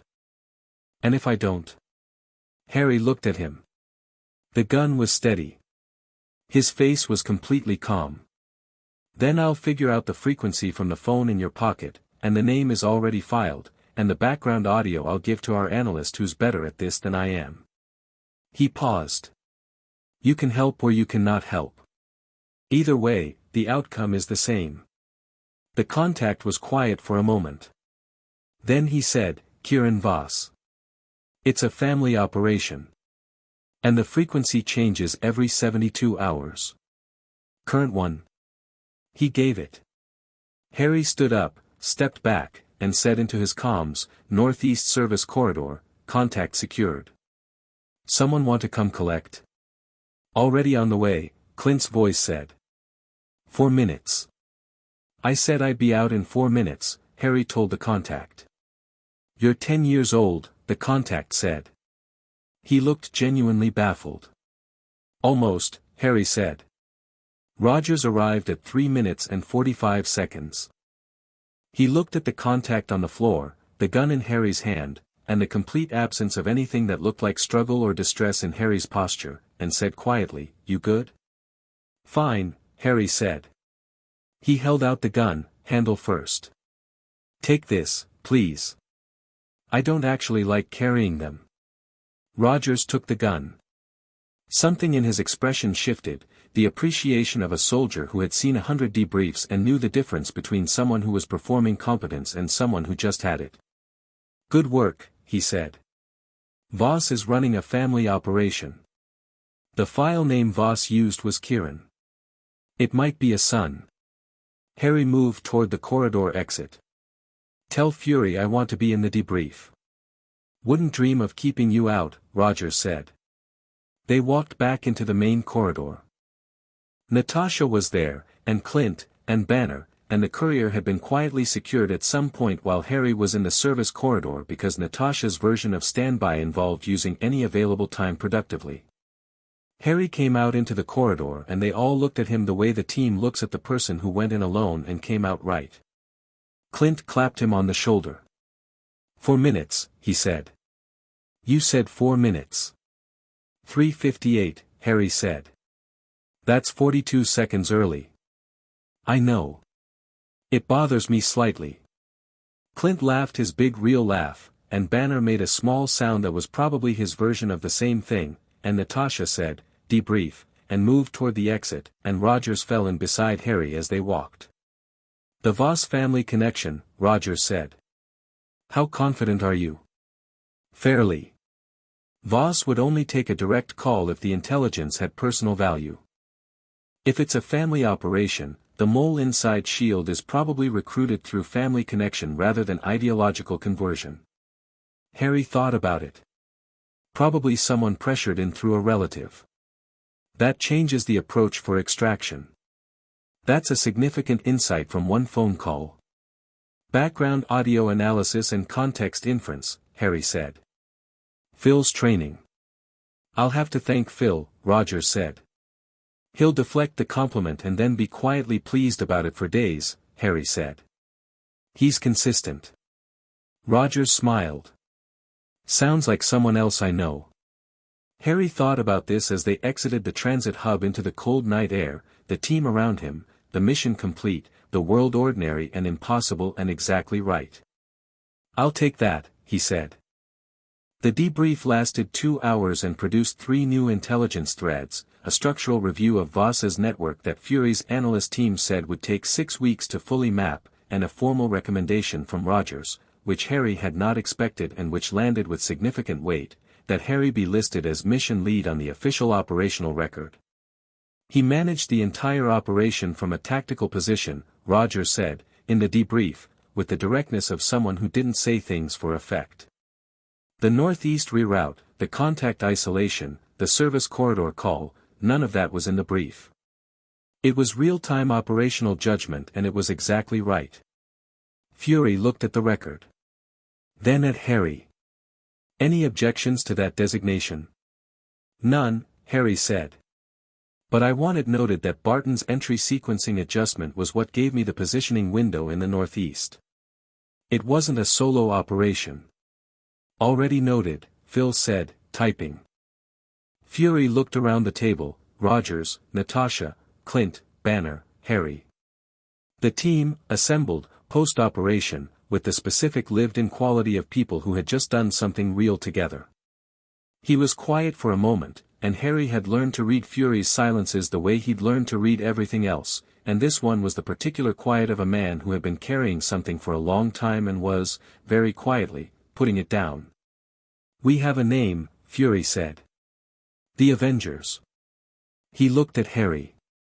You have a problem with the name? It's a bit dramatic, Harry said. Yes, Fury agreed. That's the point. Harry considered this. Fair enough. Later, after the others had gone, Natasha stayed. She stood by the window of the debrief room, looking out at the city, and Harry sat at the table with the last of his water and didn't say anything, because sometimes the right move was just to be in a room together. You hesitated once, she said. Before I stepped out of the shadow, he said. I know. Why? He thought about it honestly. I ran through 3 scenarios. I wanted to choose the right one, not just the first one. She turned from the window. How long did that take? About a second. Too long. No, he said. I had the time. She looked at him. You had the time because you'd already positioned correctly. Which means the hesitation wasn't a mistake, it was judgment. Yes, he said. Good. She picked up her jacket. You said you don't like carrying guns. I don't. Why not? He thought about how to say it accurately. A gun is one thing, he said. I'm already several things. I don't need the extra complication. She put her jacket on and was at the door when she said, I'm going to tell you something that I haven't told many people. He waited. The first time I went into a real operation, I was much older than you. And I was twice as frightened. She looked back at him. You didn't show it once tonight. I wasn't frightened, Harry said. I know, she said. That's the thing. Not concerned, clear-eyed and certain. Get some sleep. She left. Harry sat in the debrief room alone and drank the last of his water and thought about the service corridor, the contact's face when Harry stepped out of the shadow, the way the operation had moved like water, finding the shape of the available space. He thought about being almost 10, and being the youngest Avenger in the history of an initiative that was barely old enough to have a name, and about the fact that neither of those things felt as significant as the simpler truth underneath them. He was good at this. Not good like a prodigy performing above his age.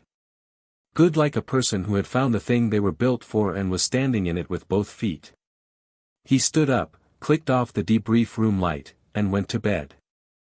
3 weeks later he turned 10, and Clint brought a cake that was aggressively chocolate and had a tiny arrow on it in icing, and Phil had organized cards from every member of the facility staff, and Fury gave him a tactical analysis manual that was so far above classification level that Phil made a pained face when he saw it, and Natasha gave him nothing but came and sat beside him on the roof at the end of the evening when the noise had died down and the city was going quiet. Good year? She asked. He thought about the service corridor, and the transit hub, and Rogers saying his name on the operational record, and the team in the debrief room, and the moment Fury had said the word Avengers and meant it. Yeah, Harry said. Really good year. Below them, the city moved and breathed and carried on, and above them the stars came out one by one, and Harry Potter sat on the roof of his home with the person he trusted most in the world and felt, without reservation or qualification, like someone who was exactly where they were supposed to be. Chapter 4, The letter had arrived on a Tuesday. Harry was 11 years old, 4 months past his birthday, and in the middle of a sparring session with Natasha when Phil knocked on the training room door with the particular knock he used when something required immediate attention but wasn't an operational emergency. 3 sharp raps, a pause, 1 more. Natasha stopped mid-movement. Harry stopped with her, because he'd learned that Natasha's stillness was its own kind of communication. Come in, Harry said. Phil opened the door. He was holding an envelope, which was unusual because Phil operated entirely on secure digital channels and physical correspondence in this facility meant either legal documentation or something from outside the normal chain. He looked at the envelope, then at Harry, with an expression Harry had never seen on him before, the expression of a man who had just encountered something that didn't fit any of his existing categories. This came this morning, Phil said. Conventional post. No return address. The paper is, he paused. The paper is unlike anything materials analysis has encountered. And it's addressed to you specifically. He read from the front of the envelope. Mr. H. Potter, the training room, Shield London facility. He looked up. The training room, Harry. Not the facility. The specific room. Harry crossed the mat and took the envelope.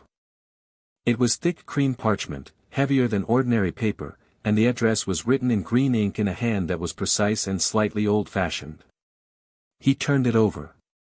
A wax seal on the back, purple, impressed with a crest of a lion, an eagle, a badger, and a snake arranged around the letter H. He looked at it for a long moment. Open it, Natasha said. He broke the seal and pulled out 2 sheets of the same heavy parchment. The first began, Hogwarts School of Witchcraft and Wizardry. Headmaster, Albus Dumbledore, Order of Merlin, First Class, Grand Source, CHF, Warlock, Supreme Mugwump, International Confede, of Wizards. Dear Mr. Potter, we are pleased to inform you that you have been accepted at Hogwarts School of Witchcraft and Wizardry. Harry read both sheets carefully, front and back, without speaking. Then he folded them back into the envelope and held it loosely in one hand and looked at Phil. Witchcraft and Wizardry, he said. That's what it says, Phil said. There's a school. Apparently. For magic. For what the letter calls magic, yes. Harry turned and sat down on the nearest bench, elbows on his knees, turning the envelope over in his hands. Natasha moved to stand near him, not quite sitting, the way she stood when she was present but giving him space.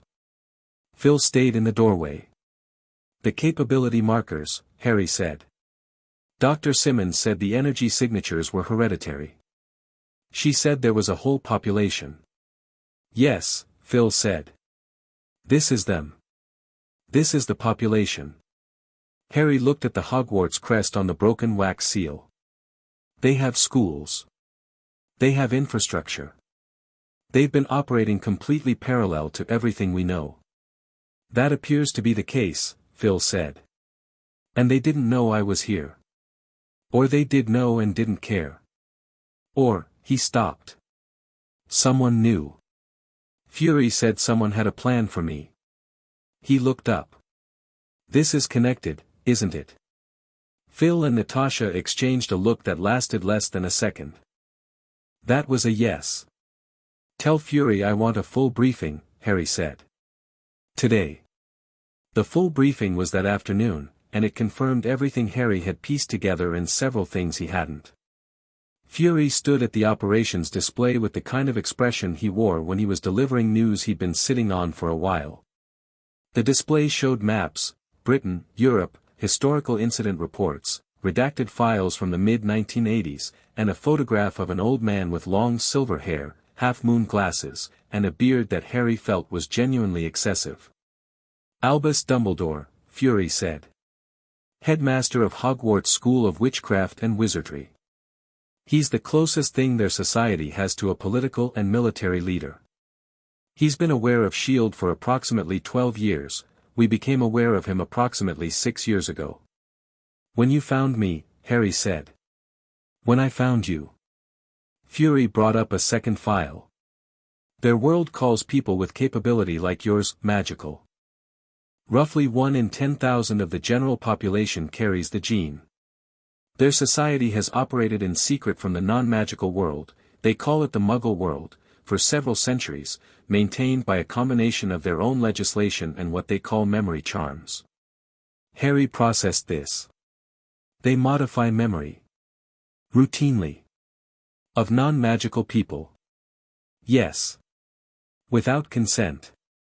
Without consent, Fury confirmed. And without compunction. It's considered standard practice. Harry filed that under things he had strong feelings about but would address later. What happened to my parents? Fury was quiet for a moment. On the display, the photograph of Dumbledore was replaced by another, a man Harry had never seen, except in the way that he'd seen him in some private architecture of himself that he'd never been able to name. James Potter. Slim, black-haired, glasses, the exact expression Harry wore when he was amused about something but not going to give the other person the satisfaction of showing it. Your parents were killed by a wizard named Voldemort, Fury said. He was, and may still be, in some form, the primary threat actor in their world. Something like the magical equivalent of what we'd call a genocidal extremist. He had a significant following, conducted targeted killings, and sought what their historical record describes as domination of their society and, eventually, the non-magical world. He killed my parents, Harry said. When you were 15 months old. He came to their house with the specific intention of killing you. Fury paused. He failed. Whatever he attempted, you survived it and he did not. There's a scar on your forehead that their intelligence suggests is the residue of the encounter. Harry reached up and touched the lightning bolt scar above his right eye. He'd had it his whole life. He'd always assumed it was a burned scar from the fire that the Dursleys had told him killed his parents, the story that S.H.I.E.L.D. had quickly confirmed was a cover. So he tried to kill me and what? Nobody seems to know exactly what happened. Including Dumbledore. Fury brought up the last file. What they do know, and what Dumbledore has known since it happened, is that a prophecy was made prior to your birth. It concerns you and Voldemort. It suggests that you are the person capable of ending him permanently. The room was very quiet. Harry looked at the file. He looked at the photograph of his father. He looked at the wax seal on the Hogwarts envelope, sitting on the briefing table beside him. Dumbledore knew about the prophecy, Harry said. He knew about me. He let me stay with the Dursleys. He placed you with them, Fury said. Deliberately. Against, I should note, the preferences of several people in their community who apparently argued for alternatives. Harry thought about the cupboard. He thought about the split lip on the front steps of Privet Drive. He thought about the broken crayon and the library book, the specific inventory of a child who had been given nothing. He placed me with them because he wanted me shaped a certain way, Harry said. The anger was there, clean and precise, not hot, the kind that was more dangerous for being cold. Humble. Grateful. Unaware of my capability. Ready to be whatever the prophecy needed. Fury looked at him. That's my read. And now he sent a letter. He sent the letter because their law requires it. Every magical child receives one at 11. He couldn't withhold it. Fury paused. But I suspect he knew it would reach you. He's been aware of this facility for some time. He's been waiting to see what you became before making a move. He wants to see the asset before he decides how to deploy it, Harry said. Yes. Harry picked up the Hogwarts letter. He looked at it for a moment. Then he set it back down on the table, very precisely, in the exact center. I want to know everything, he said. Every file. Everything S.H.I.E.L.D. has on their world, on Voldemort, on the prophecy, on Dumbledore's operational history. He looked at Fury. And then I want to decide what to do about the school. The school might be worth attending, Fury said. I know, Harry said. That's why I want the information first. He read for 3 days. The magical world was simultaneously extraordinary and, in several key respects, a mess. Their society was deeply hierarchical, with entrenched prejudice around magical bloodline, the same arguments that showed up in every human society when one group decided heredity determined worth, dressed up in robes and given a specific vocabulary. Their governance was a ministry of magic that had, in recent history, demonstrated the institutional competence of a committee trying to organize a fire escape. Their response to Voldemort's first rise had involved panic, a brutal war, significant civilian casualties, and a final resolution that had depended entirely on a 15-month-old child rather than any organized defensive strategy.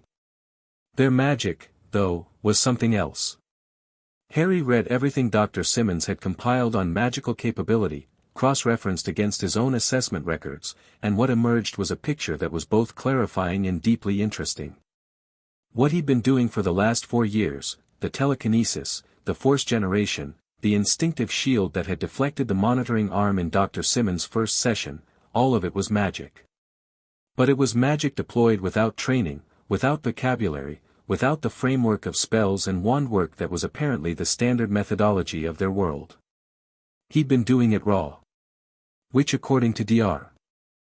Simmons' notes was something like learning to do complex mathematics in your head without ever being taught the notation. You can do things wandlessly that most adult wizards struggle with, Natasha said, on the second evening. She was sitting across from him in the library, reading her own version of the same files. The Force Shield alone, Simmons' notes say that kind of defensive casting is 7th-year curriculum. You've been doing it instinctively since you were 2. Raw capability versus trained technique, Harry said. I'm going to school. I know. Not because Dumbledore wants me to. Obviously not. She turned a page. Because it's intelligence. Because their world is real and it has people in it and Voldemort is real and not entirely gone, and you need to understand the theater of operation before it becomes operational. Yes, Harry said. And because some of this, he held up a page of Simmons' analysis. Some of what they can do is genuinely fascinating and I want to learn it properly. Natasha looked at him with the clear-eyed warmth she didn't bother to hide anymore, not around him. Good, she said. Buy good books. The list is in the letter. Buy better ones than the list.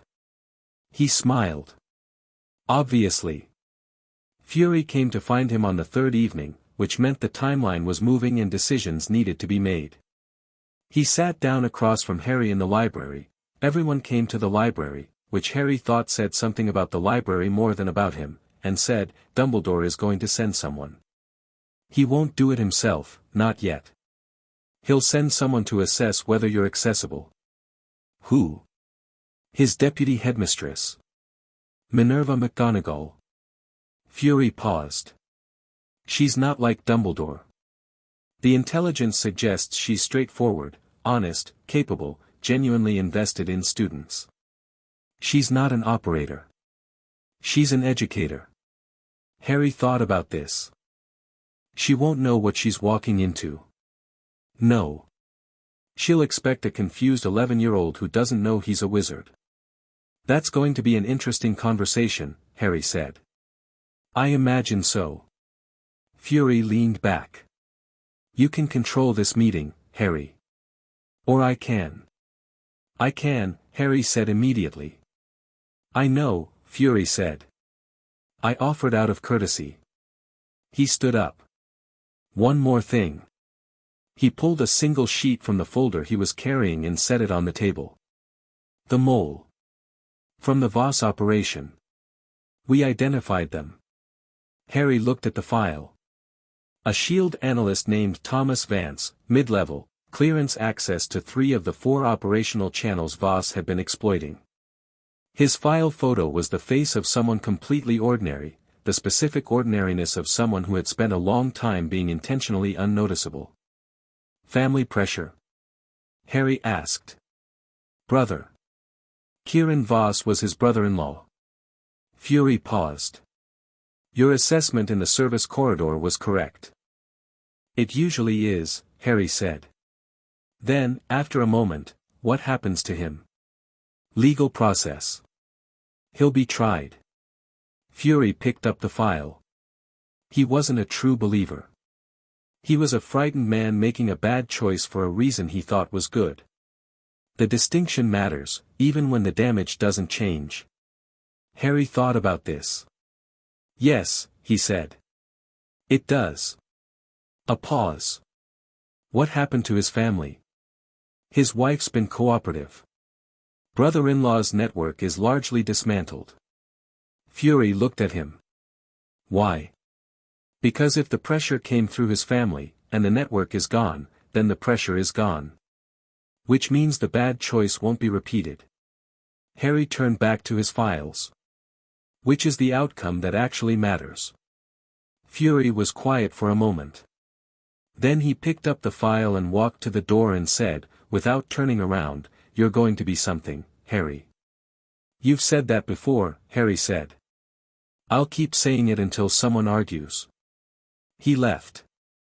Harry sat in the library and read until the words started blurring, which took longer than it used to, and went to bed thinking about a school on a Scottish lake and an old man with a beard and a plan, and about the very specific satisfaction of walking into someone else's plan and making it yours instead. McGonagall arrived 4 days later. Phil had arranged the meeting in a small conference room that was deliberately neutral, not the operations center, nothing classified on the walls, a table and 4 chairs and a window with a view of the garden. Harry was already sitting when she arrived, with a cup of tea he'd made himself, and he stood when she came in because that was appropriate. She was tall, sharp-featured, wearing a long green coat that was just formal enough to be notable, with reading glasses on a chain and the bearing of someone who had spent decades commanding rooms simply by entering them. She stopped when she saw Harry, and he watched her recalibrate. She'd expected something, and he wasn't it, and she was honest enough in her face that he could track the adjustment in real time.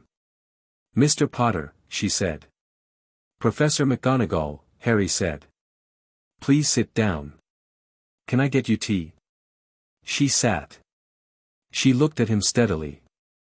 You know who I am. Yes. Deputy Headmistress, Hogwarts School. Head of Gryffindor House. Transfiguration Specialist. You've been teaching for approximately 30 years and your academic record at Hogwarts itself was among the best of your generation. He sat back down. I've done my reading. McGonagall looked at him for a long moment. Something moved through her expression, surprise, reassessment, and then something that might have been the beginning of genuine respect. You know about Hogwarts, she said. I know about Hogwarts. I know about the magical world. I know about my parents, and how they died, and who killed them, and the prophecy. Harry picked up his tea. I've known about my capability for 4 years. I've been training it for 3. McGonagall was very still. It was the stillness of someone processing a significant amount of information very quickly. Dumbledore believed that I would arrive at this meeting as an ordinary 11-year-old who didn't know any of this, Harry said. I know. That must be a bit of a recalibration. She looked at him with the full, clear attention of a woman who had never been comfortable with being managed. When did you find out? I was recruited by S.H.I.E.L.D. at 6. I was told about my parents at 7. I've been a working member of an intelligence and response organization for 4 years and an Avenger for 1. He set his cup down. I'm not angry with you, Professor. I suspect you weren't part of Dumbledore's specific planning. But I want to be honest with you about who I am before we talk about the school. McGonagall was quiet. Outside, someone was crossing the garden below, and a bird was doing something complicated in the hedge, and the conference room held the specific quality of a conversation that was going better and worse than expected simultaneously. The school, she said. You want to attend. I want to learn what can be taught there, Harry said. My capability has been developing without formal training. From what I've read, a structured magical education would let me develop technique to match what I can already do raw. That's tactically significant. McGonagall looked at him. Tactically significant, she repeated. And genuinely interesting, Harry added. The theory of transfiguration alone, you've read Transfiguration Theory. I found 3 texts in S.H.I.E.L.D.'s recovered materials archive. They weren't complete, but the framework is, he caught himself. I'm getting ahead. The point is, yes, I want to attend. But I want to attend on my terms, with full disclosure to Headmaster Dumbledore that I know what I know, and with S.H.I.E.L.D. maintaining oversight of any operational developments. McGonagall studied him for a long moment. What you're describing, she said slowly, is not how any student has ever arrived at Hogwarts. No, Harry agreed. But I'm also not how any student has ever arrived at Hogwarts. A long pause. The bird in the hedge made a decisive sound and flew away. You said you're an Avenger, she said. Yes. You're 11 years old. I'll be 11 for another 8 months. Something shifted in her expression, not quite a smile, but the tectonic precursor to one, the kind that happened in people who had strict faces when something genuinely surprised them. You remind me of your father, she said. He also had a talent for saying exactly what he meant with exactly enough confidence to make it everyone else's problem to keep up. Harry blinked. It was the first time anyone had ever told him he was like his father, and it landed somewhere unexpected, not in his chest, which was where anticipated emotions arrived, but further down, somewhere more structural. He was quiet for a moment. Tell me about him, he said. It came out without the usual strategic overlay. Just a request. McGonagall's expression shifted fully then, the professional armor settling into something gentler, the face of a woman who had taught James Potter for 7 years and clearly carried that memory with the weight of genuine grief. He was brilliant, she said. And not always sensible about it. He could have been the top student of his year if he'd spent more time on work and less time on mischief. A pause. He was also one of the most loyal people I have ever taught. He would have done anything for the people he loved. Harry was quiet. And my mother? Lily. McGonagall's voice shifted again, softer. Your mother was possibly the most naturally gifted which I taught in 30 years. And she was kind. Genuinely, unperformatively kind, the kind that costs something and she paid it anyway. She looked at Harry. You have her eyes exactly. Harry felt something close over in his expression, the instinctive containment of a feeling that was too large for the room. He let it close, and then, deliberately, opened it slightly. Just slightly. Thank you, he said. For telling me. McGonagall nodded. They were quiet for a moment, and it was a different kind of quiet from the beginning of the meeting, earned, a little raw, real. I'm going to need to speak with Director Fury, she said. And I am going to need to tell Dumbledore. I know, Harry said. I'd rather you told him on my schedule, not his. Can you give me a week? She looked at him. Why a week? Because I want to be ready for whatever he does next, Harry said. And I need a week to be ready. She considered him for a moment with the clear, unhurried assessment of someone who had spent a career determining whether students were telling her the whole truth. Then she said, You have a week. Dumbledore came himself on the 8th day.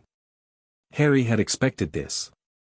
He had, in fact, expected it to be sooner, which told him something about Dumbledore's patience that he filed away as significant. He arrived in the facility's main entrance at 10 a.m., not unannounced, because he'd apparently called ahead and Phil had relayed this information to Harry with the expression of someone mildly concerned about the building's structural integrity, and was shown to the larger conference room, the one with the full table and the decent art on the walls. Harry was already there. So was Fury, because this was, functionally, a diplomatic engagement and Fury hadn't built an intelligence organization by letting diplomatic engagements happen without him in the room. Natasha was not present but Harry knew she was somewhere nearby, which was exactly how Natasha operated when she was providing backup. Albus Dumbledore was exactly as extraordinary in person as his file suggested. He was tall and thin and ancient in a way that suggested the age was a choice he was considering revising, with silver hair past his shoulders, robes that in any other context would have been absurd and somehow weren't, and eyes that were an extraordinarily vivid blue and moved through the room with the quick, assessing intelligence of someone who was reading 4 things simultaneously and interested in all of them. He looked at Harry and smiled, the warm, grandfatherly smile that Harry had prepared for and which was, Harry noted, entirely genuine. That was more interesting than if it had been fake. Harry, he said. It is wonderful to finally meet you. Professor Dumbledore, Harry said. Sit down. Would you like tea? Something moved through Dumbledore's eyes, recognition, adjustment, recalibration, all of it in a quarter of a second and concealed behind the warm smile. He was very good. Harry was better at watching for it than most people. He sat. He declined tea. He looked at Fury with the particular attention of 2 people who operated at similar levels of complexity assessing each other's weight. Director Fury, he said. I appreciate you seeing me. You arranged your own appointment, Fury said. I just didn't stop you. Dumbledore's smile shifted slightly. Quite right. He looked back at Harry. I understand you know a great deal more than I anticipated. Yes, Harry said. May I ask how? S.H.I.E.L.D. has good intelligence capabilities, Harry said. And I've been reading since I was 6. He paused. You placed me with the Dursleys. I did, Dumbledore said, without hesitation. Something in Harry's chest registered that, the willingness to acknowledge it directly. There were protections, there were blood wards, Harry said. I've read about them. They required me to remain with my mother's blood family to maintain them. He looked at Dumbledore steadily. The protections were real. The cost was my first 6 years. Dumbledore was quiet for a moment. In his extraordinary eyes, and Harry was watching very carefully, something moved that was neither strategy nor manipulation. It was older and heavier than that. Yes, Dumbledore said. The cost was real. And I made that calculation. He met Harry's gaze. I will not tell you I was wrong, because I believed it was necessary. But I will tell you that I knew it had a cost, and I chose to pay it on your behalf, which was not my right. Harry looked at him. "That's a more honest answer than I expected," he said. "I am many things," Dumbledore said. "Dishonest is generally not one of them." A pause. "Unilateral, certainly. Overcalculating, my critics would say." He tilted his head slightly. "What do you know about the prophecy?" "That it designates me as the person capable of defeating Voldemort," Harry said. "That it was the reason Voldemort came for my parents. That you've known about it for 10 years and made every subsequent decision with it as the framework." He paused. "I'd like to hear it. The full text." Fury glanced at him, a quick, sideways look that was as close as Fury got to expressing surprise in a meeting. Dumbledore studied Harry. "Most people," he said, "are frightened by prophecy. Most people don't have the information to contextualize it properly," Harry said. "I want the text because I want to understand the actual constraint. Prophecies are conditional statements, not commands. The more precisely I understand what it actually says, the more clearly I can see what it doesn't say." The room was quiet. Outside, a cloud moved across the sun and the light in the conference room shifted, went cooler for a moment, then warm again. Dumbledore said, "The one with the power to vanquish the Dark Lord approaches, born to those who have thrice defied him, born as the 7th month dies, and the Dark Lord will mark him as his equal, but he will have power the Dark Lord knows not, and either must die at the hand of the other, for neither can live while the other survives." Harry listened to every word. He turned them over carefully in the silence that followed. "Power the Dark Lord knows not," he said. "Yes. He doesn't know what I can do. He knew what you were, a magical child. He didn't know what you'd become." Dumbledore paused. "What you've become is considerably outside his frame of reference." "Good," Harry said. "I want to attend Hogwarts." Dumbledore blinked. Whatever he'd expected, it wasn't the direct pivot. "I'm very glad, on the following terms," Harry said. "S.H.I.E.L.D. maintains full awareness of any operational situation involving me. If Voldemort moves, I am briefed immediately and my own operational judgment is given full weight. I am not managed, positioned, or moved according to a strategy I'm not part of." He looked at Dumbledore directly. "I am not the person you planned for. I'm something you didn't plan for. That's the situation we're both in now, and I'd rather we work from that reality than spend the next 7 years with you trying to redirect me and me having to work around it." The silence in the conference room was the kind that happened when something fundamentally true had been said out loud. Dumbledore looked at him.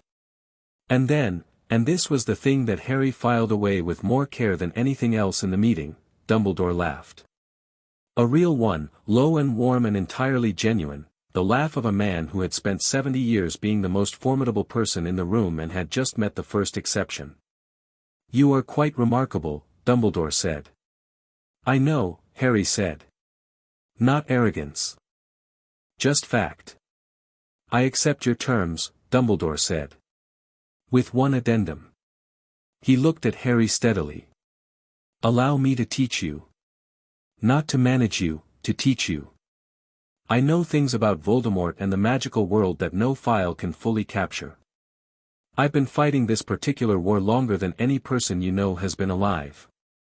A pause. "Let me be useful to you. Not the other way around." Harry thought about this carefully. He looked at Fury, who gave nothing away because that was always Fury's answer. He thought about McGonagall saying "You remind me of your father" and the weight of it landing where he hadn't expected. "All right," he said. "Teach me." Dumbledore nodded. Something in his face, in the deep, complicated blue of his eyes, shifted into something that Harry couldn't fully categorize but that felt, underneath all its complexity, like relief. Fury walked Dumbledore out. Harry stayed in the conference room, alone, and sat with the post-meeting quiet that he'd learned was the most productive state for processing. The prophecy moved through his head, the specific phrasing, the structure, the conditional weight of either must die at the hand of the other. The door opened and Natasha came in, sat down, and looked at him. "Well," she said. He's not the enemy, Harry said. He's also not an ally yet. He's a complicated old man who made a decision that hurt me because he thought the larger outcome required it. He paused. I understand the calculus. I don't like it. Both things are true. And the school? Starts September 1st. He looked at the supply list McGonagall had left at the end of their meeting. I need books. Lots of them. Phil will love organizing that. Phil already started, Harry said. He was in the library annotating the list before McGonagall had left the building. Natasha almost smiled. What about the prophecy? Harry was quiet for a moment. Voldemort marked me as his equal, he said. That's the line that matters. He decided what I was going to be 10 years ago. The prophecy didn't choose me, his response to it did. He looked at his hands, flat on the table. Which means the prophecy is just a description of a situation he created. I'm not bound by it. I'm just, in it. Natasha looked at him for a long moment. Power the Dark Lord knows not, she said. He's never fought someone like me, Harry said. He's never fought an Avenger. He's never fought someone who has Fury's training and your technique and Clint's instincts and 3 years of Tony's theoretical framework. He paused.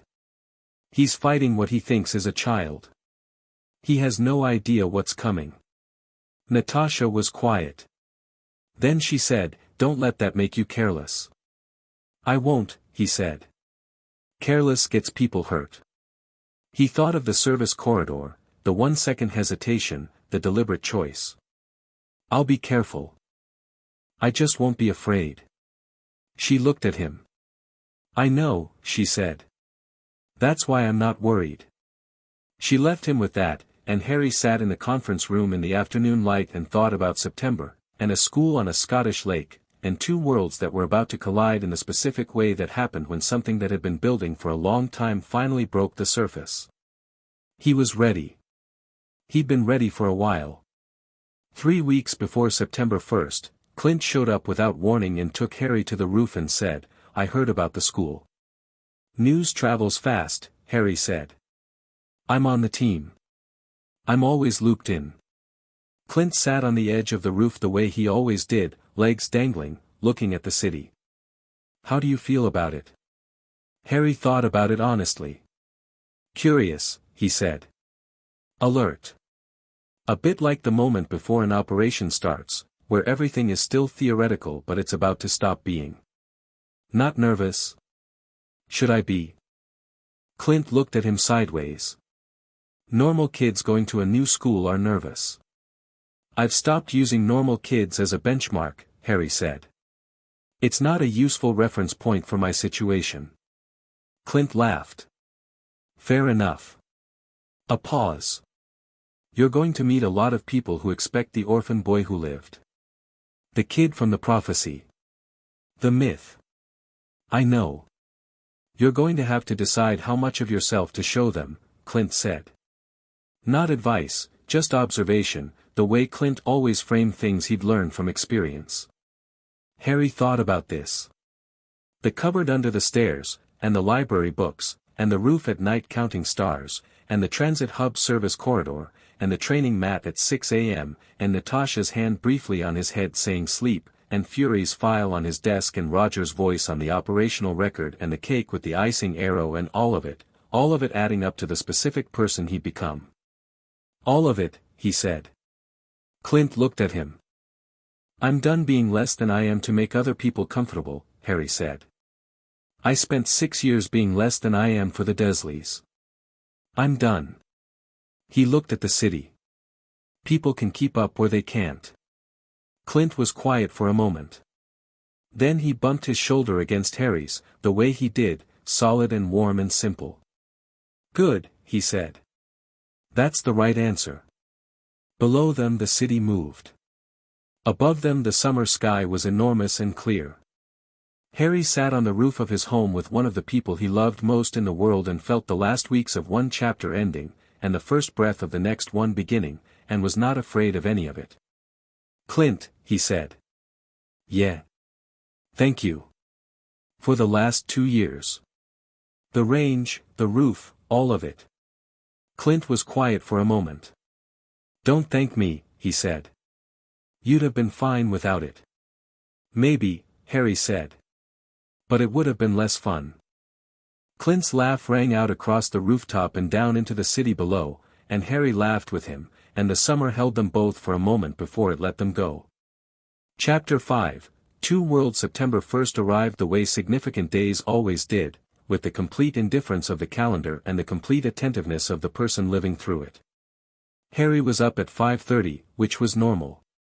He ran his usual circuit of the facility grounds in the grey pre-dawn, which was normal. He ate breakfast alone in the cafeteria because the morning staff didn't start until 6:30, which was normal. What wasn't normal was the trunk sitting by his door when he got back, packed with 6 weeks of Phil's careful organization, books, equipment, clothing both magical and non-magical, 3 items that weren't on the official Hogwarts supply list but that Natasha had added without discussion and which Harry hadn't questioned because he trusted her judgment on these things absolutely. Phil was waiting in the corridor at 7 a.m. with a folder and a coffee. Train leaves at 11, Phil said. Platform 9 3/4, King's Cross. I know, Phil. The ticket is in the front pocket of the trunk. Your Hogwarts letter is in the secondary folder. The supply receipt is, Phil. Phil stopped. I'm ready, Harry said. I've been ready for 3 weeks. Phil looked at him. The folder was very still in his hands. I know, he said. I'm doing this for me, not for you. Harry looked at him for a moment, then took the folder out of his hands, set it on the trunk, and said, Come have breakfast with me. Phil blinked. I've already, come have breakfast with me anyway, Harry said. They had breakfast. Phil talked about a cryptology paper he'd been reading and Harry talked about the transfiguration text he'd finished the previous night and neither of them mentioned the fact that Harry was leaving or that the facility was going to be quieter without him or that 3 years of morning briefings and library sessions and colored tabs were about to shift into a different format. They just ate, and talked, and at 8:15 Harry pushed back his chair and said, I need to go say goodbye to Tasha. Phil nodded. I'll have the car ready at 9:30. Harry found Natasha in the training room, which was where she always was at this hour, working through a sequence on the mat with the focused completeness of someone who used physical practice the way other people used meditation. He sat on the bench and watched her finish, and when she stopped she didn't look at him immediately, she picked up her towel, her water, took a drink, then turned. Ready, she said. Yes, he said. Are you going to tell me to be careful? No, she said. You know how to be careful. She sat down beside him. I'm going to tell you something else. He waited. There are going to be people there who try to make you smaller, she said. Not because they're evil. Because that's what people do when someone makes them feel inadequate. They push down instead of building up. She looked at him steadily. Don't let them. Not for a second. I won't, he said. And there are going to be people who try to use you, she said. They'll phrase it as caring about you, or protecting you, or guiding you. Learn the difference early. I already know the difference, he said. You taught me that in year 1. She looked at him. Then she did something she almost never did, she reached out and put her hand on the side of his face, briefly, a gesture so direct and unguarded that it took his breath slightly sideways. I know, she said. I just wanted to say it again. He covered her hand with his for a moment. Then she took it back, and they both looked at the training room, and the moment settled into something permanent and quiet. All right, he said. You'd better, she said. Coded, obviously. Obviously. She almost smiled. Go pack your last things. He went. King's Cross was exactly what a mainline London terminus at 10:30 a.m. was, loud, crowded, smelling of coffee and diesel and the specific collective anxiety of people with trains to catch. Harry moved through it with the automatic environmental awareness Natasha had built into him, clocking exits and sightlines and the particular texture of the crowd, until he found the barrier between platforms 9 and 10. He stopped and looked at it. A solid brick wall. He looked at it the way he looked at everything, with the full weight of his attention, and felt, running beneath the brick and mortar, a hum that was familiar in the specific way that his own capability was familiar. Like recognizing a language you'd been speaking your whole life without knowing its name. He walked through it without hesitation. Platform 9 3/4 was extraordinary and Harry refused to let himself be overwhelmed by it, which was harder than it sounded because the Hogwarts Express was a scarlet steam engine that looked like something from a history book and was surrounded by people in various states of robes and pointed hats and a kind of organized chaos that came from hundreds of families conducting emotional farewells simultaneously. Owls. Cats. Something in a cage that Harry couldn't identify from this distance. The smell of steam and something older underneath it, something that his capability recognized and leaned toward the way a compass needle leaned north. He loaded his trunk without difficulty, a small and unshowy application of the same thing he'd been doing since he was 6, and found a compartment near the middle of the train. He sat facing the engine, took out a book, and was 3 pages in when the compartment door opened and a red-haired boy with a smudge of dirt on his nose looked in. "Everywhere else is full," the boy said. "Can I sit here?" Harry looked at the empty compartment around him. "Everywhere," he said. The boy grinned, a wide, genuine grin that was impossible not to register as basically good-natured. "All right, everywhere I checked. I'm Ron. Ron Weasley. Harry Potter." Ron's eyes went wide. He sat down with the specific energy of someone trying very hard not to react and not entirely managing it. "Sorry," he said. "It's just, everyone's been wondering about you. You're sort of, well, you're Harry Potter." "I'm aware," Harry said. "Have you been wondering? My brothers were talking about it on the way here. Fred and George, they're twins, they're in 3rd year. They said nobody actually knew where you'd been all this time." Ron was looking at him with the open curiosity of someone who didn't know how to be indirect and wasn't trying to learn. "Where were you?" "Working," Harry said. Ron stared. "You were 11. Almost 11, for most of it." He went back to his book. "What are your brothers saying about Hogwarts? Anything useful?" Ron blinked at the redirect and then, being Ron, went with it entirely. The thing about Ron Weasley, Harry registered in the first 20 minutes of conversation, was that he was fundamentally honest, not naively honest, but constitutionally so, the kind of person for whom deception required active effort rather than being a default setting. He talked about his family with the unself-conscious openness of someone who'd never been taught to hide it, complaining about hand-me-downs and prefect brothers and a mother who worried, and somewhere in the middle of it Harry found himself listening with the full attention he usually reserved for briefings because Ron's family sounded like, not like S.H.I.E.L.D., exactly, but like the same principle. People who were loud and chaotic and entirely committed to each other. "Your family sounds good," Harry said, when Ron paused for breath. Ron looked slightly surprised, like he'd expected a different response. "They're brilliant," he said.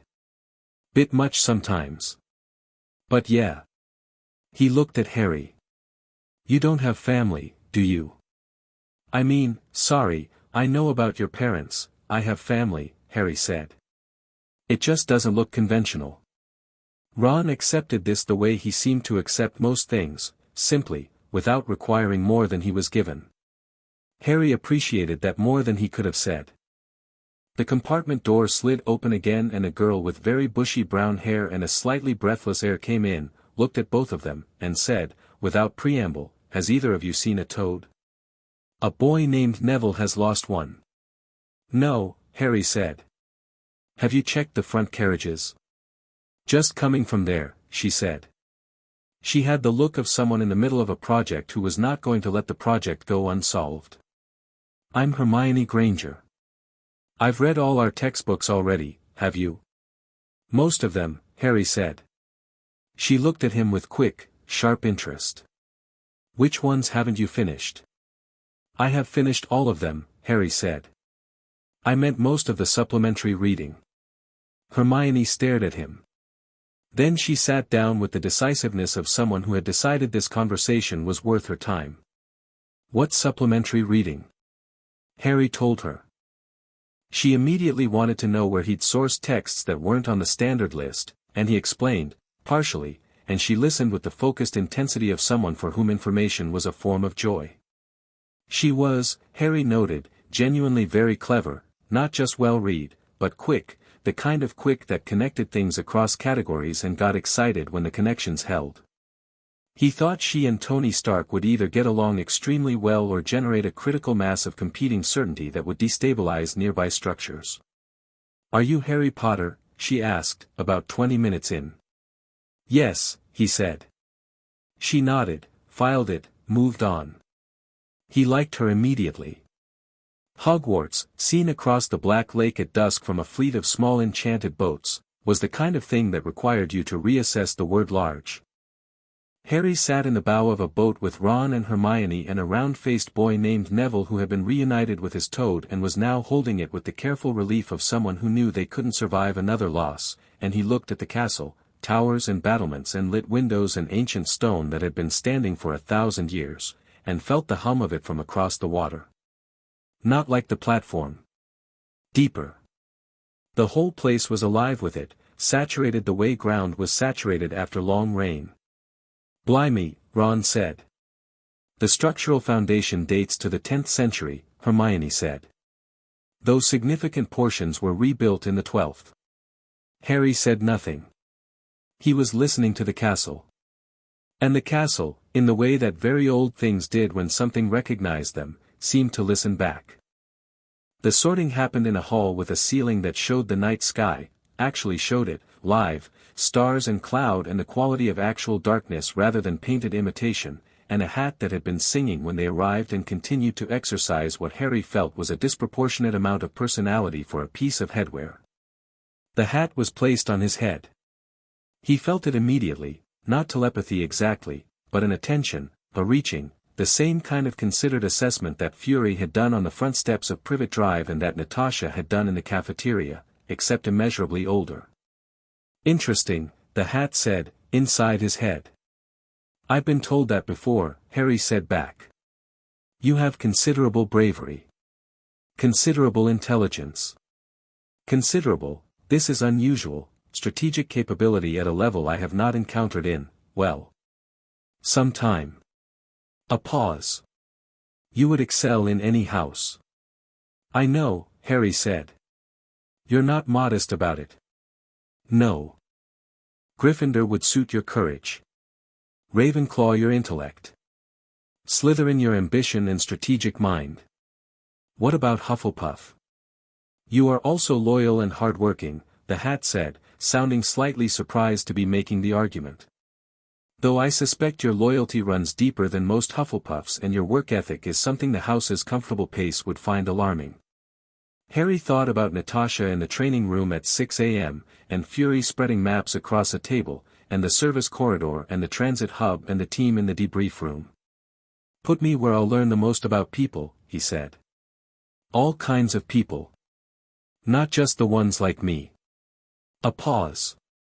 That is the most unusual sorting criterion I've been given in several centuries. I thought it might be. Gryffindor, the hat said, and was lifted from his head, and the table on the right erupted, and Harry walked to his seat in the great hall with the complete composure of someone who had presented intelligence assessments to Nick Fury and was not going to be undone by an enchanted hat. The table settled. Harry sat between Ron and a broad-shouldered boy named Seamus who immediately wanted to shake his hand. He shook it. Percy Weasley, Ron's brother, introduced himself from across the table with the specific energy of someone who took institutional hierarchy very seriously. The twins, Fred and George, grinned at him from further down and said, simultaneously, "Wicked," which Harry thought was an efficient form of communication. He was watching the other tables as people were sorted. Ravenclaw filled up steadily with people who had Hermione's energy, quick, reading forward, slightly impatient. Hufflepuff had the warmest table and the least competitive body language. Slytherin, the blond boy had been watching him since he came in, which Harry had clocked immediately. He was sorted into Slytherin, Draco Malfoy, according to the list Phil had sent with background on notable families, and when the hat was lifted from his head he caught Harry's eye across the hall and held it with the deliberate calculation of someone who'd been raised to treat every interaction as positioning. Harry held it back, calmly and without effort, until Malfoy looked away first. Dinner was extraordinary in the literal sense, plates filling themselves with food that was very good and very plentiful, and Harry ate with the uncomplicated appetite of someone who'd learned early that meals were not guaranteed and had never fully lost the instinct to eat when food was present. Ron ate with the same energy and they matched pace in companionable parallel silence while Hermione talked to a girl named Parvati about the ceiling. The food was still there when a boy from 2 seats down leaned across and said, loudly, "Is it true you can do magic outside of school? Without a wand?" The table went partially quiet. Harry looked at the boy, Dean Thomas, sorted earlier, bright-eyed and direct. "Yes," Harry said. "How?" "Practice," Harry said. "And understanding what you're actually doing rather than just performing the gesture." "But wandless magic is, my mum said it's incredibly difficult," Dean said. "Like NEWT level." "The difficulty level is calibrated around a particular teaching method," Harry said. "If you learn it differently from the start, the difficulty is different." He looked back at his food. "The wand channels and focuses. Take away the channel and you have to provide the focus yourself. That's not harder, it's just less externalized." Silence for a moment. Then Ron said, very quietly, "That's brilliant," and went back to his chicken. Hermione, from 3 seats down, turned to look at Harry with the expression she'd had on the train when he mentioned supplementary reading. She didn't say anything, but she was clearly filing it. The morning after the sorting started with Transfiguration, which was McGonagall's class, and McGonagall had transformed her desk into a pig and back again before anyone had fully sat down, which Harry thought was an excellent opening move pedagogically. She handed out the needles and the instructions and walked the room. She stopped at Harry's desk. He'd already completed the basic transformation, match to needle, clean and correct, and was reading ahead in the text. "Mr. Potter," she said, without surprise. "Have you done this before?" "No," he said. "But I read chapters 3 through 7 last night. The theory is straightforward once you understand the object-state matrix." She looked at the needle on his desk. "Can you do it back?" He did it back. "Match." "Again," she said. "But slowly. I want to see the intermediate states." He did it slowly, and she watched with the focused technical attention of a specialist observing a technique, and when he finished she said, very quietly, so only he could hear, "Your mother used to read ahead too." She moved on before he could respond. He sat with that for the rest of the class. Charms was exhilarating in a way that nothing academic had been since Tony Stark had appeared in Dr. Simmons' lab and started arguing about quantum field theory. Professor Flitwick was tiny and enthusiastic and taught with a joyful precision that Harry responded to immediately, not the technique first, the why. The why was more interesting than anything. The incantation was a focusing mechanism, Flitwick explained, a way of directing intent through a specific resonant pattern that the magical medium responded to. Harry thought about Stark's theory of energy channeling and the argument they'd had about frameworks and felt the two things click together in a way that made him want to spend the rest of the day in the library. He did the levitation charm wandlessly on his second attempt, without using the incantation, and Flitwick made a sound like a kettle coming to boil and said, "Extraordinary focus, Mr. Potter. Most students need 3 sessions. The wand work and the incantation are scaffolding," Harry said. "Once you understand what you're actually doing." Quite right, Flitwick said, bouncing slightly. "Though I'd encourage you to practice the wand technique as well, precision at scale requires it." "I'll practice," Harry said. He would.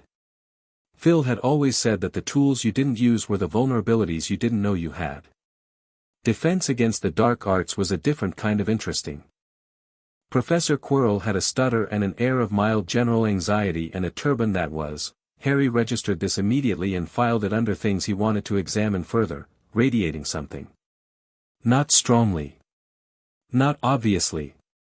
But it was there, a hum underneath the man's nervous energy, familiar in the way that the castle was familiar. Old. And not comfortable. Harry said nothing.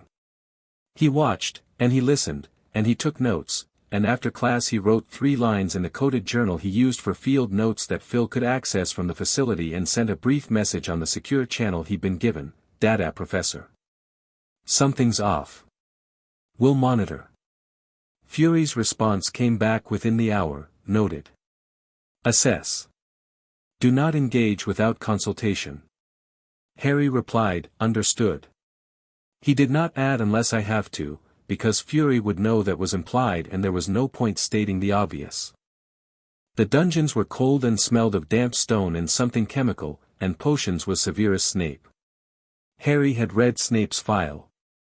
He'd read it carefully, because of his mother. Snape had been at school with his parents, had known them, and the intelligence shield had on him was thin in interesting places, the thinness of someone who had been selectively cooperative with various intelligence interests for years without ever fully committing to any of them. A double agent with a long record and a complicated interior history. Snape moved through the dungeon classroom like someone who owned every room he'd ever entered, which Harry respected on a purely technical level. He had the bearing of a man in permanent low-level conflict with his surroundings and had decided, at some point, to make this work for him rather than against him. Potter, Snape said, at the beginning of the class, with a quality in his voice that told Harry this was not a neutral statement. Our new celebrity. Professor, Harry said, meeting his eyes without any of the flinching Snape was clearly accustomed to producing. Something moved in Snape's expression. He asked his questions, Bezoar, Aconite, Monkshood, with the specific energy of someone expecting ignorance. Harry answered all 3 before Snape had fully finished asking, not quickly to show off but accurately because the answers were accurate, and he saw the recalibration happening behind Snape's eyes in real time. You've read the textbook, Snape said. And 6 supplementary texts, Harry said. I was particularly interested in the interaction between. Stand up, Snape said. Harry stood up. He looked at Snape, who was looking at him the way someone looked at a thing they'd expected to be one shape and found was another. The classroom was very quiet. Where did you source supplementary potions texts? Snape asked. Shield archives, Harry said. Some were recovered from private collections. A few were duplicated from libraries in Geneva and Edinburgh. Another silence. Then Snape said, sit down. And turned back to the board without another word. It was, Harry thought, a very specific kind of acknowledgement, the kind that came from someone who wasn't going to give you anything directly but had registered you as worth the register. He sat down, opened his textbook, and paid attention for the rest of the class. Neville, sitting next to him, whispered, how are you not terrified of him? He's smart and he's difficult, Harry said quietly, not taking his eyes off the board. He's not dangerous. There's a difference. Neville thought about this. I can't always tell the difference, he said. That's what practice is for, Harry said. Draco Malfoy found him on the Thursday of the first week, in the corridor outside the library. Harry had been expecting this. Malfoy was the kind of person who operated on a deliberate timeline, the watching across the Great Hall, the careful non-engagement in the first days, the approach when enough information had been gathered to feel positioned. It was, Harry noted, not bad instinct. Just deployed in the service of the wrong objective. Potter, Malfoy said. He'd brought 2 very large friends, which Harry registered and dismissed as stagecraft. Malfoy, Harry said. He didn't stop walking. Malfoy stepped into his path. I've heard some interesting things about you. I'd imagine so, Harry said. Are you going to say something specific or is this the part where you establish social territory? Malfoy blinked. The 2 large friends exchanged a look. I beg your pardon. I've done a lot of field work, Harry said. I recognize the opening move. You want to know what I am before you decide how to categorize me. Friend or rival, ally or threat. He looked at Malfoy with genuine curiosity. The problem is you've already decided, and you're just going through the motions of assessing because that's what you were taught to do. Malfoy's jaw tightened. He was 11 and he was, Harry noted, genuinely intelligent, quick, observational, trained in his own way by an upbringing that valued certain kinds of acuity. You think you know a lot, Malfoy said. I know you come from an old family with specific beliefs about bloodline and power, that your father has political influence in the Ministry of Magic, and that you were raised to see Hogwarts primarily as a social and political environment rather than an academic one, Harry said. I also know that the beliefs you were raised with are factually wrong. Blood purity is a mythology dressed as biology, it has no genetic basis and no functional predictive value for magical capability. The corridor was quiet. A portrait nearby pretended to be looking at something else. You're a half-blood yourself, Malfoy said, with the precision of someone deploying information as a weapon. Yes, Harry said.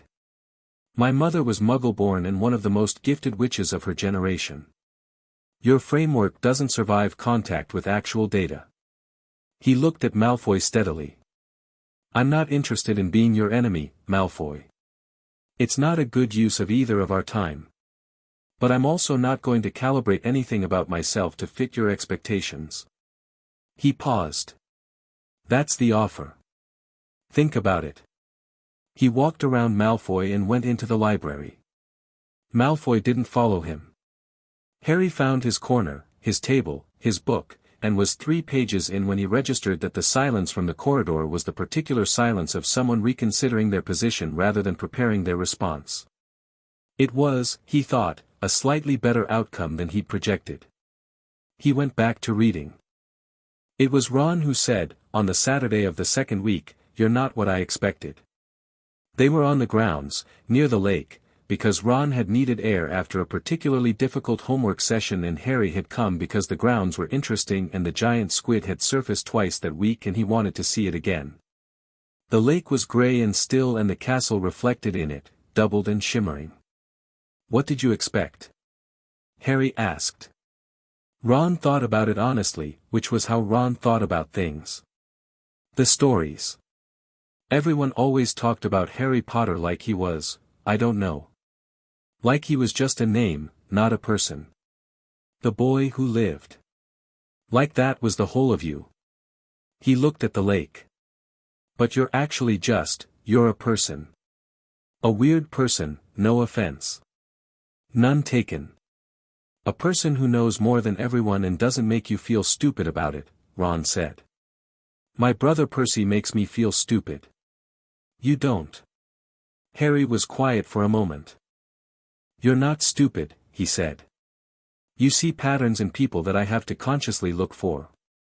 You understood why Seamus was being annoying on Wednesday before I'd even finished analyzing the interaction. Ron looked at him. That's just reading people. Yes, Harry said. It's also intelligence. Different kind from book learning, but it's real. He looked at the lake. I grew up being told my capability was a problem.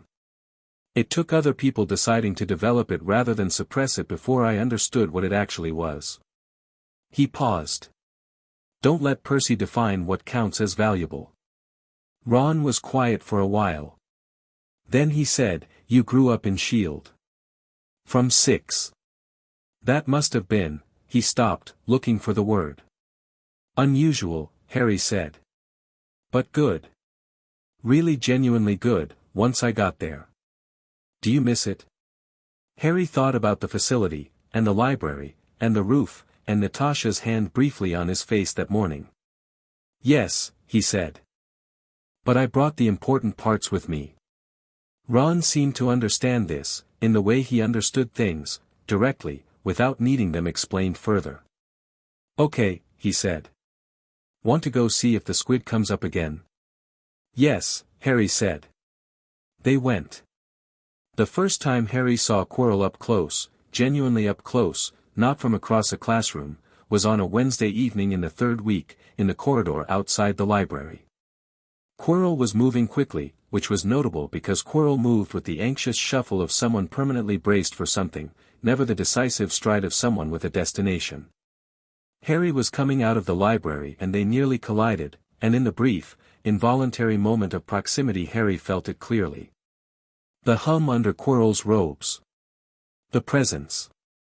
Something old and damaged and furiously concentrated, wrapped in the professor's anxiety like something hidden in packing material. Quirrell pulled back, stammering an apology, and Harry said, "Quite all right, Professor," and they went their separate ways, and Harry walked back to Gryffindor Tower with a very specific alertness activated in his chest. He knew what he'd felt. He didn't know the precise nature of it yet, but he knew enough. That night, in the dormitory, while Ron was asleep and Neville was making small worried sounds about herbology homework and Dean and Seamus were talking quietly about Quidditch, Harry wrote 6 lines in his field journal and looked at them for a long time. Quirrell. Physical proximity confirmed presence. Not external. Attached, symbiotic or parasitic, unclear. Ancient, damaged, functional at low level. Consistent with Fury's briefing on Voldemort's current state. Assess, high probability this is what remains of him. He looked at the 6 lines. He thought about Fury's message, assess. Do not engage without consultation. He wrote back, need a call. Tomorrow. Not urgent, but significant. He put the journal away. He looked at the dormitory ceiling. Around him, his dorm mates breathed and slept and had the uncomplicated consciousness of people who didn't have this particular problem. He was not afraid. He was alert, which was different. Fear made you smaller, alertness made you larger. Natasha had said that in year 1 and he'd never forgotten it. He thought about the castle, and the hum of it, and the way it had listened across the Black Lake. He thought about Quirrell moving through the corridors and the thing wearing him like a coat that didn't quite fit. He thought about the prophecy, either must die at the hand of the other, and about what that meant in practice, which was less than most people assumed and more than Dumbledore had probably planned for. He thought about his mother. Lily, who had been kind in the way that cost something. Lily, who had apparently protected him with magic so old that even Dumbledore had spent 10 years studying its effects. He thought about what it meant that the most powerful thing that had happened in his life was an act of love rather than force, and whether that was coincidence or something more structural about how this particular kind of power worked. He filed it under requires further research and went to sleep. Dumbledore found him on the Friday of the 4th week. Not in a meeting. Not in his office. He appeared in the corridor after dinner, walking in the same direction as Harry, and fell into step beside him with the ease of someone who had been doing this for a long time. "How are you settling in?" Dumbledore asked. "Well," Harry said. "The academic curriculum is good. The social environment is interesting. The castle is extraordinary." "Yes," Dumbledore agreed. "It tends to respond to people who can feel it. I noticed that." They walked for a moment in the comfortable quiet of 2 people who didn't need to fill silence. The castle moved around them, distant sounds, the flicker of torchlight, a portrait snoring lightly in its frame. "I want to ask you something," Harry said. "Ask." "The 3rd floor corridor," Harry said. "East wing. The one that's prohibited." Dumbledore was quiet for exactly 1 beat too long. "Quite dangerous," he said. "Students are not to go, what's in it?" Harry said. "Specifically." Another pause. "Harry, we agreed on full disclosure," Harry said. "You said you'd teach me, not manage me.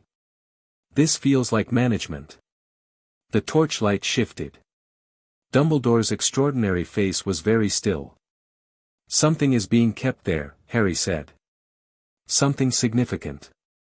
The magical signature from the corridor is different from the rest of the castle, heavier, more layered. Whoever warded it knew what they were doing." He looked at Dumbledore. "And Quirrell has been trying to access it." The pause was longer this time. You know about Quirrell, Dumbledore said. Since week 3, Harry said. I wrote to Fury. He confirmed what I suspected. He looked at Dumbledore steadily. Whatever is in that corridor is what Voldemort wants. Which means it needs to be either better protected or moved. Dumbledore looked at him for a long moment. What would you do with that information, if I gave it to you? Understand the threat clearly, Harry said. Make a better plan than putting an obstacle course between the thing and an increasingly desperate dark wizard who is currently sharing a body with your defense against the dark arts teacher. He paused. The plan that's currently in place is not adequate to the threat level, Professor. I say that with respect. Dumbledore was quiet. The castle settled around them, old and enormous and listening. The Philosopher's Stone, Dumbledore said. It produces the elixir of life. For Voldemort, in his current state, it would enable full restoration. Harry processed this. And if he gets it? Then a great deal of what we've built since his fall gets dismantled, Dumbledore said. And the prophecy reaches its critical point considerably sooner than I'd planned for. You'd planned for a specific timeline, Harry said. I had hoped for more time to prepare you. Harry stopped walking. Dumbledore stopped a step later and turned back. I'm prepared, Harry said. Not an argument. A fact, delivered with the same directness he delivered facts to Fury, to Stark, to Voss's contact in the service corridor.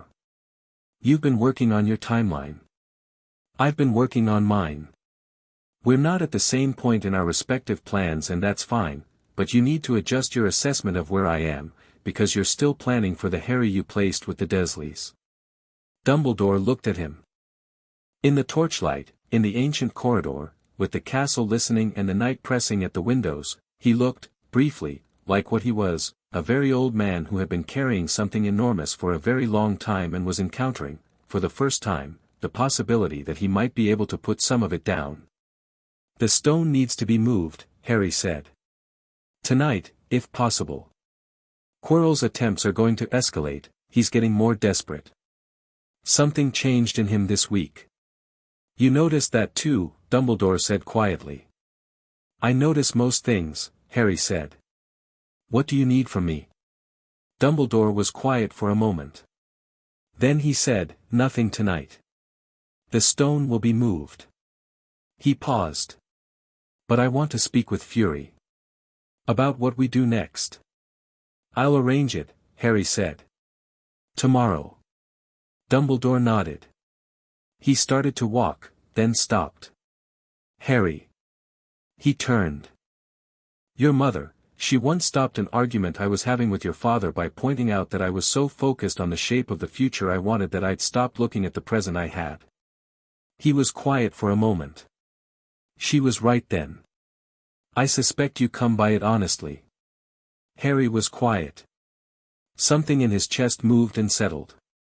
Tomorrow, he said. For the call. Tomorrow, Dumbledore agreed.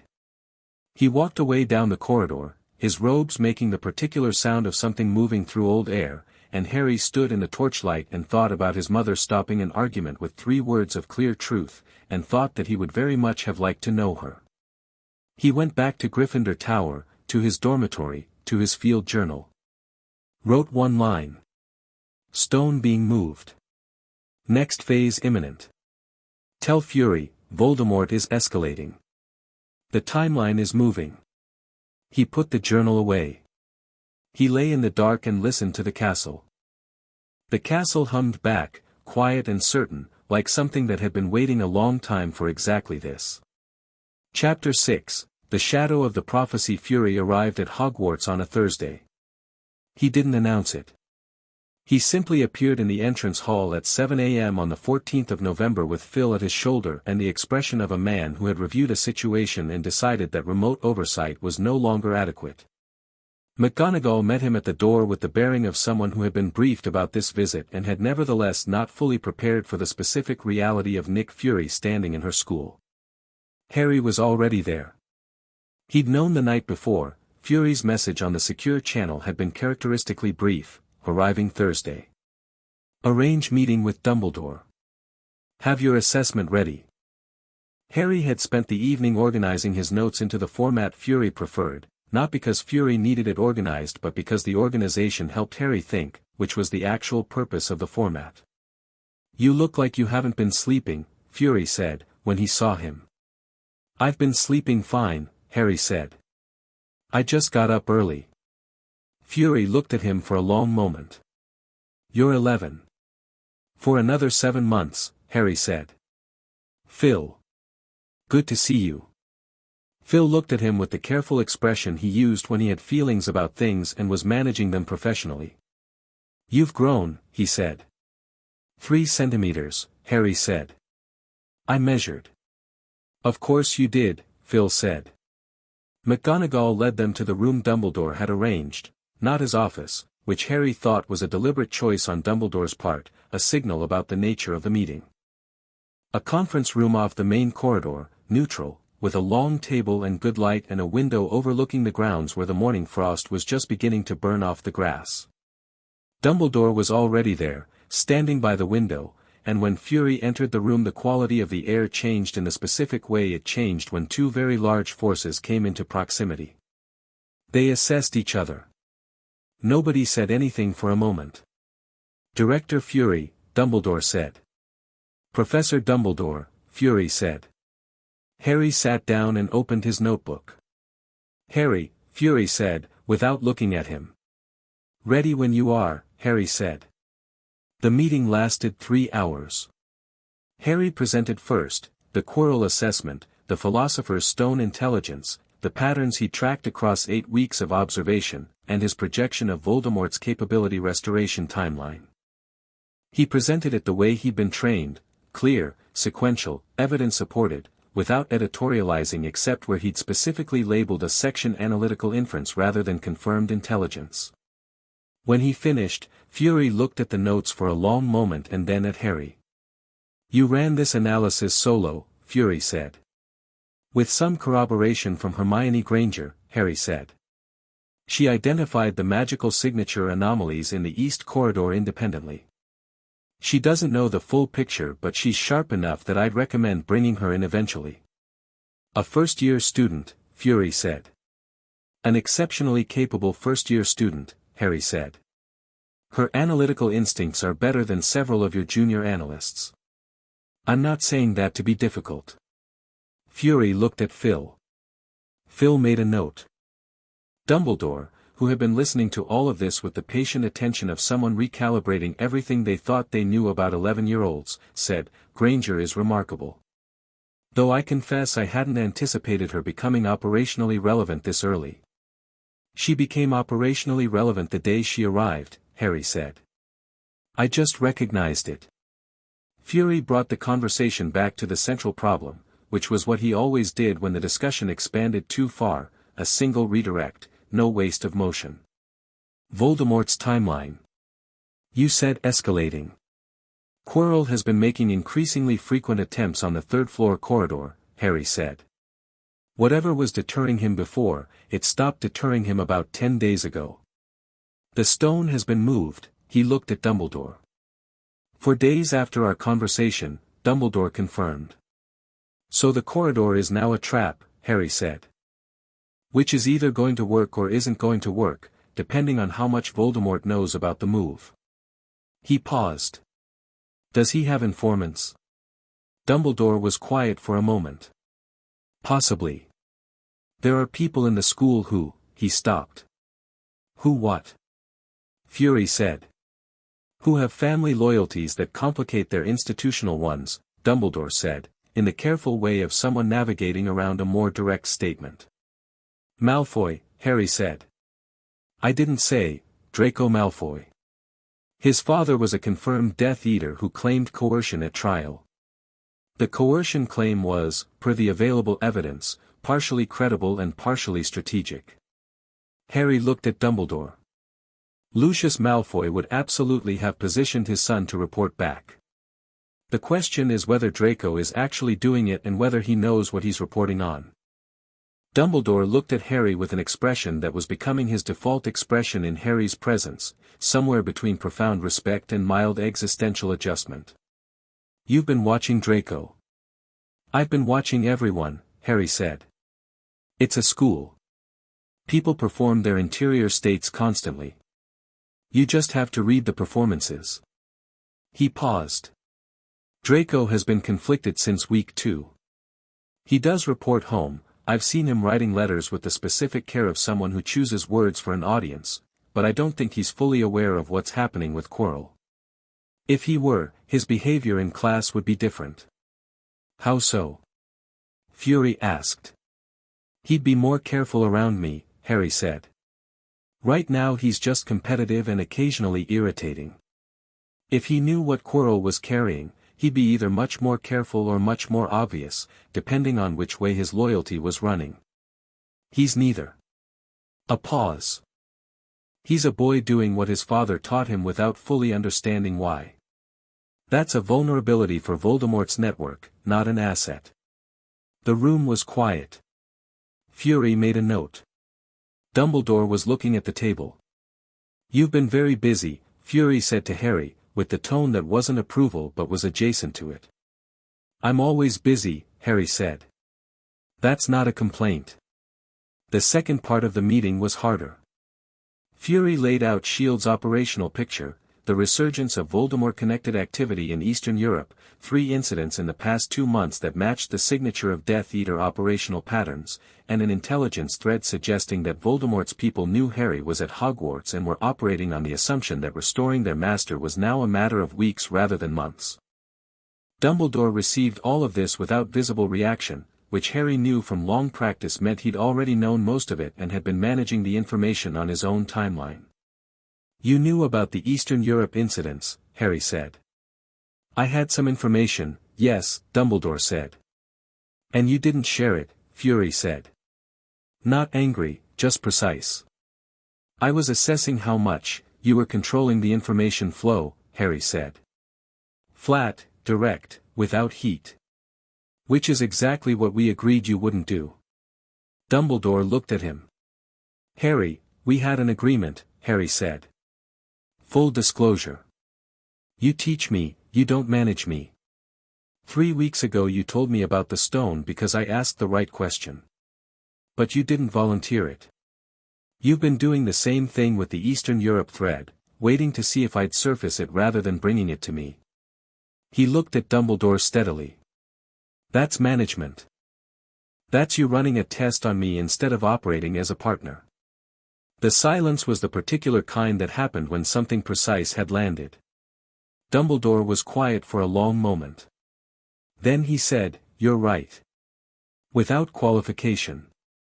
"Old habits." He looked at Harry with the full weight of his remarkable eyes. "I have spent 70 years making decisions about information on behalf of people I was trying to protect. I find it difficult to stop." "I know," Harry said. "But you need to, because the version of events where you know things I don't is the version where I'm operating without the full picture, and the version where I'm operating without the full picture is the version where something goes wrong." He paused. "I'm not asking because I want control. I'm asking because partial information is more dangerous than no information." Fury said nothing.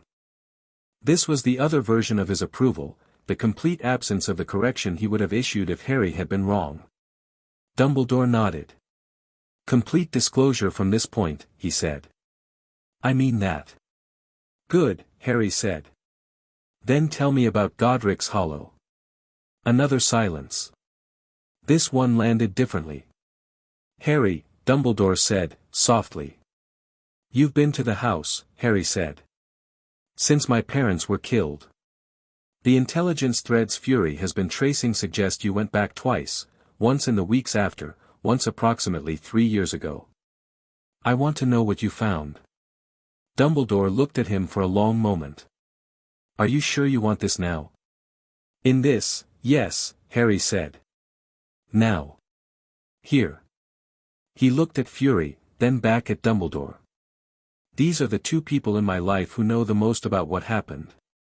I'd like to hear it while they're both in the room." Fury said nothing. Dumbledore looked at Harry the way someone looked at the person who had just removed every available exit from an uncomfortable room and then sat down and waited. He told him the full story, James and Lily's final night, the sequence of events, the ancient magic that Lily's sacrifice had invoked. The way a killing curse had rebounded and what that meant technically, magically, in terms of what Voldemort now was and why. The locket Harry's mother had left, the notes she'd made in her final weeks about magical protection theory that Dumbledore had found on his second visit, that Lily Potter had apparently spent the last year of her life developing a theory that even her death could become a form of defense. Harry listened. He didn't interrupt. He felt each piece of information land and settle, not in the managed emotional containment way he sometimes processed difficult information, but straight through, clean, because he'd decided before the meeting that he was going to let this be real. His mother had known she might die. She'd made it mean something anyway. When Dumbledore finished, Harry was quiet for a moment. The magic she used, he said. Love as a protective force. That's not metaphorical. No, Dumbledore said. It's as real as any other form of magic. Perhaps more real, it's older than any other form we've catalogued. It's what I've been trying to tell you about power the Dark Lord knows not. Voldemort has never understood love as a functional force. He's always categorized it as weakness. Which means he has a comprehensive blind spot in his magical understanding. He can't replicate it, Harry said. He can't even perceive it accurately, Dumbledore said. It's outside his frame of reference entirely. Harry thought about his mother, and about Natasha's hand on his face, and Clint on the roof, and Phil with his folder and his coffee, and Fury on the front steps of Privet Drive crouching down to his level. He thought about the weight of all of it, not sentiment, but something more structural. The way those connections had built him into something that wasn't reducible to capability alone. Right, he said. Good. That's useful. Fury looked at him. You all right? Yes, Harry said. I'm genuinely all right. He picked up his pen. What's the operational plan for Quirrell? The plan developed over the next 2 hours and was, Harry felt, significantly better than whatever Dumbledore had been working with before. The key elements were straightforward, the trap in the third-floor corridor remained, but was reconfigured so that its failure, which Harry assessed as probable within the next 2 weeks given Quirrell's escalation trajectory, would be detectable in real time rather than retrospectively. S.H.I.E.L.D. would have 2 field agents in the local area on standby. Dumbledore would be available for immediate communication rather than the current situation where he was periodically unreachable for reasons that he acknowledged, when pressed, were sometimes strategic. When Quirrell moves, Harry said, I want to know immediately. You're a student, McGonagall said. She had been largely quiet through the meeting, present in the way she was present in everything, attentive, principled, doing the math on everything she was hearing.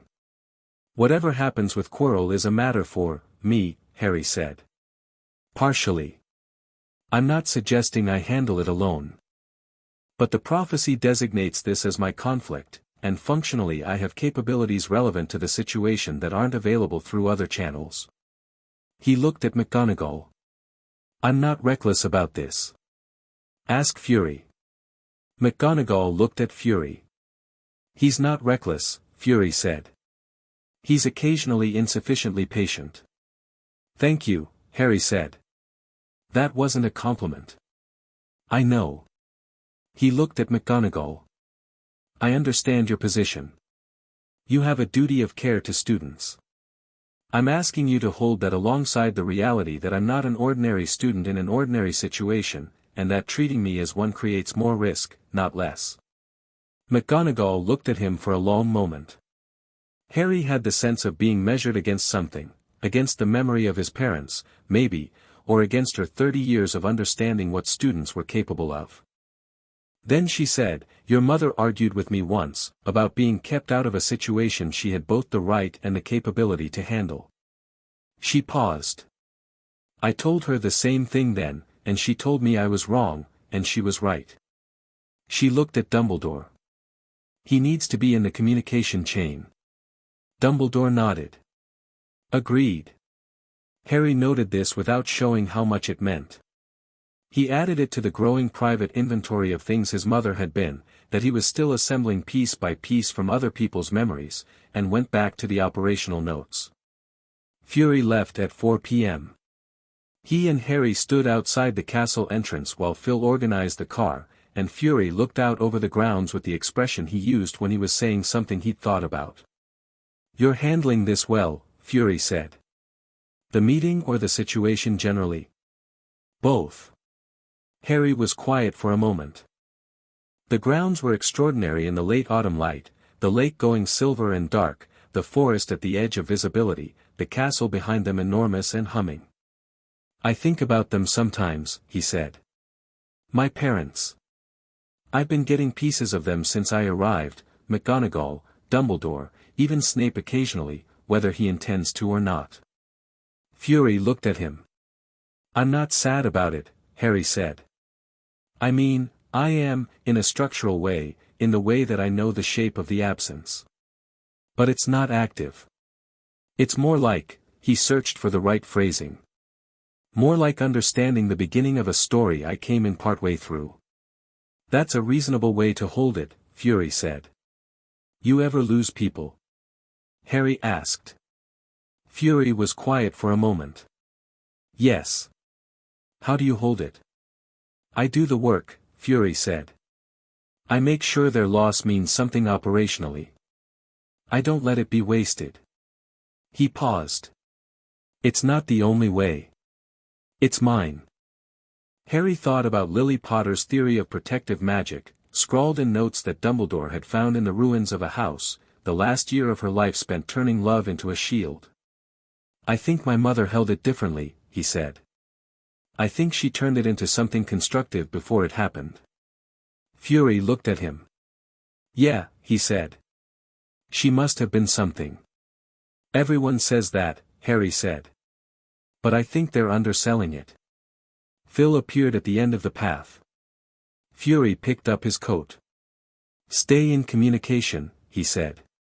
"When Quirrell moves, I'll contact you before I do anything," Harry said. Fury looked at him with the specific expression that said he knew this was the most he was going to get and was calculating whether it was enough. "Good enough," he said. He left.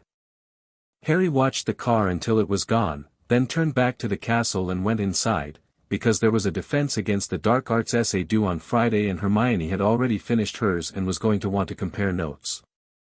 Quirrell moved on the 23rd of November, on a Tuesday night. Harry woke at 2 a.m. with the specific alertness of someone whose instincts had been built by 3 years of Natasha Romanoff's training, and lay still for exactly 2 seconds, and registered that something in the castle had changed. The hum was different, disrupted, tightened, the magical signature of the place responding to something moving through it that wasn't supposed to be there. He was out of bed, dressed, and moving before he'd consciously made the decision to be. He wrote on the secure channel as he moved through the darkened corridor, "Quirrell moving. Now. 3rd floor." He sent it and pocketed the journal because there wasn't time for Fury's response and he knew what it would say anyway. The castle at night was a different thing from the castle by day, quieter, deeper, the torch shadows longer, the portraits still and watchful. Harry moved through it the way Natasha had taught him to move through everything, and the castle let him, the way it had been letting him since his first night, as if it had registered him as something that belonged and was now smoothing his path without being asked. He heard them before he reached the 3rd floor, Quirrell's voice, low and strange, the stutter entirely absent, speaking to something in a way that suggested conversation and command simultaneously, the voice of a man who was hosting something that was using his vocal apparatus more efficiently than he was. Harry stopped at the corner before the corridor, pressed flat to the wall, and assessed. Quirrell was at the far end, at the door to the obstacle sequence. The door was already open, which meant the first obstacle had been cleared. He was talking to himself, to the thing sharing his body, in a low, intent exchange. Harry stepped around the corner. "Professor Quirrell," he said. Quirrell spun. In the low torchlight, his face was wrong, the stutter, the anxious shuffle, all of it gone, replaced by something cleaner and older and significantly more dangerous. His eyes had a quality that wasn't entirely his. "Potter," Quirrell said, in the voice that was his and wasn't. "The stone's been moved," Harry said. He was 12 feet away, in the center of the corridor, completely relaxed. "You're not going to find it here." Silence. Quirrell's face worked through something. "You're lying," he said. "I'm not," Harry said. "Check. The sequence behind you, the last obstacle isn't what it was 2 weeks ago. The whole setup has been reconfigured. Whatever you've broken through tonight, it doesn't lead where you think." A long pause. The thing behind Quirrell's eyes was thinking. Harry could see the calculation happening, the assessing of angles. "Even if that's true," Quirrell said, "you shouldn't be here, Potter. A child, alone, at 2 in the morning." "I'm not alone," Harry said. "I've got a full extraction team 6 miles from this building and I've already sent my position and situation to my handler." He paused. "And I'm not really a child in any operationally relevant sense of the word." "You're 11, Quirrell said. "People keep saying that," Harry said. "It keeps being less meaningful than they think." He looked at Quirrell steadily. "I want to speak to him." Quirrell's face went very still. "I don't know what you, Voldemort," Harry said. Flat and clear and without ceremony, the way you named a thing to take away its shadow. "I want to speak to him directly. I think we've both been doing this through intermediaries long enough and I have some things to say that are worth saying clearly." The quality of the silence changed. The thing behind Quirrell's eyes reassessed him. Harry felt it, the weight of something ancient and severely damaged and still enormously intelligent turning its full attention on him for the first time. Quirrell's head tilted. When he spoke again the voice was different, thinner, higher, with the quality of something that was used to existing without a body and found the arrangement perpetually inadequate. "Harry Potter," the voice said. "How extraordinary." "Tom Riddle," Harry said. A pause. "No one has called me that in a very long time." "Names matter," Harry said. "Yours is a fact. So is mine. So is this. You tried to kill me 10 years ago and failed, and you've spent 10 years trying to restore yourself, and now you're standing in a school building at 2 a.m. in someone else's body without the thing you came for." He looked at the face that was 2 people's face. "That's a significant distance from where you started. And you," the voice said, "are standing alone in a dark corridor with something you don't fully understand, with the confidence of a boy who has been training with mortals and thinks that constitutes preparation." "I've been training with the best people alive," Harry said. "And I'm not confident because of my training. I'm confident because of the math." He reached for the current, easy and certain, and let it come up not as a gesture but as a fact, a steady, radiating presence that filled the corridor, the kind of presence that registered in the magical atmosphere the way a large mass registered in gravity. Not an attack. Just the truth of what he was, stated plainly. Quirrell stepped back. The thing inside him registered what it was feeling and didn't like it. "What is that?" the voice said. Not a question, the sound of something encountering a category it didn't have. "Power you don't know," Harry said. "That's what the prophecy calls it. I spent a long time wondering what it meant." He looked at the 2-person face. "It means I've been doing this without your framework, without your methods, without any of the limitations built into your understanding of what magic is. I've been doing it from first principles, the way my mother did." He paused. "You killed her. You used her as a path to me. And the thing you didn't understand, the thing you still don't understand, is that what she did in that moment was more powerful than anything you've ever managed, and it's been running in me since I was 15 months old." The corridor was very quiet. The torches flickered. Quirrell's borrowed hands were shaking. "You can't kill me tonight," Harry said. "Not in this body, in this state. You know that. The magic in me specifically prevents it and you felt it the moment I came around that corner." He tilted his head. "So what I want to know is this, is there any version of this where you make a different choice? Or is this the whole of it, the borrowed bodies and the obsession and the corridor in a school because the alternative is nothing? The voice was quiet for a long moment. You're trying to reason with me, it said. I'm trying to understand you, Harry said. There's a difference. He looked at the face steadily. You were Tom Riddle. A brilliant, frightened child who was never given anything he didn't take for himself. I know something about that. A pause. I'm not saying I sympathize. I'm saying I understand the starting point. The choices you made from there, those are yours. Silence. Sentimental, the voice said. But there was something in it, something older than the disdain, something underneath it that might have been, in a different life, a different kind of response. No, Harry said. Accurate. There's a difference. Quirrell's hand came up. Harry saw it coming before it fully happened, the gathering of intention, the reach for a curse, and moved, not toward the door but through the corridor, a burst of speed that covered 12 feet in the time it took the curse to form and released the current in a direct, precise wave not at Quirrell but at the floor beneath him, the stone cracking and shifting, and Quirrell went down hard on one knee, the curse discharging sideways into the wall. Harry was 6 feet away. He reached out and grabbed Quirrell's wrist. The effect was immediate.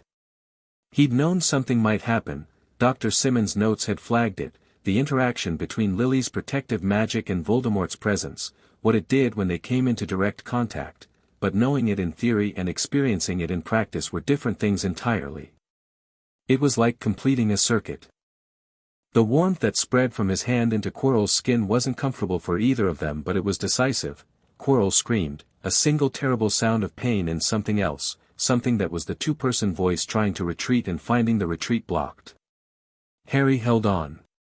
He held on through the pain in his scar that went white and total, through the scream and the light and the sensation of something enormously old and damaged and furious pressing against the boundary his mother had made 10 years ago and finding it immovable. He held on because the training said when you've committed to an action you complete it, and because the boundary was holding, and because the warmth in his hands was his mother's work and he wasn't going to let it go. Quirrell went still. The corridor went silent. Harry let go of the wrist and stepped back. His hands were shaking slightly, which he noted as a physiological response and not a reason to change his posture. His scar was burning. He breathed through it the way Natasha had taught him to breathe through pain, acknowledge it, classify it, continue. Quirrell was on the floor. His breathing was labored. The quality of the air in the corridor had changed, the doubled presence reduced to one, Quirrell's, exhausted and confused and alone in his body in a way he probably hadn't been for months. Can you hear me? Harry said. Quirrell blinked up at him. His eyes were entirely his own. Yes, he rasped. Are you injured?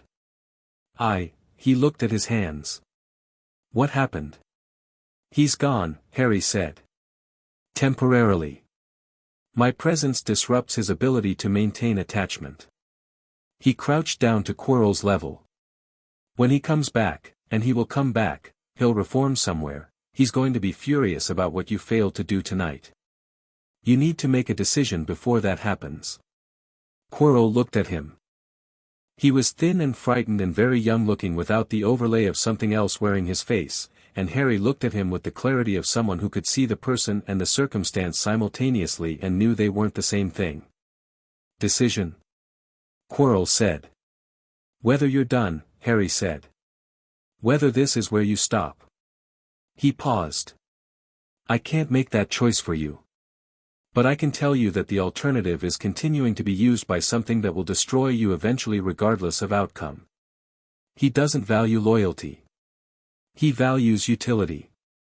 You've been useful until now. Quirrell was shaking. You're 11, he said, which seemed to be the thing people said when they ran out of other responses to him. I know, Harry said.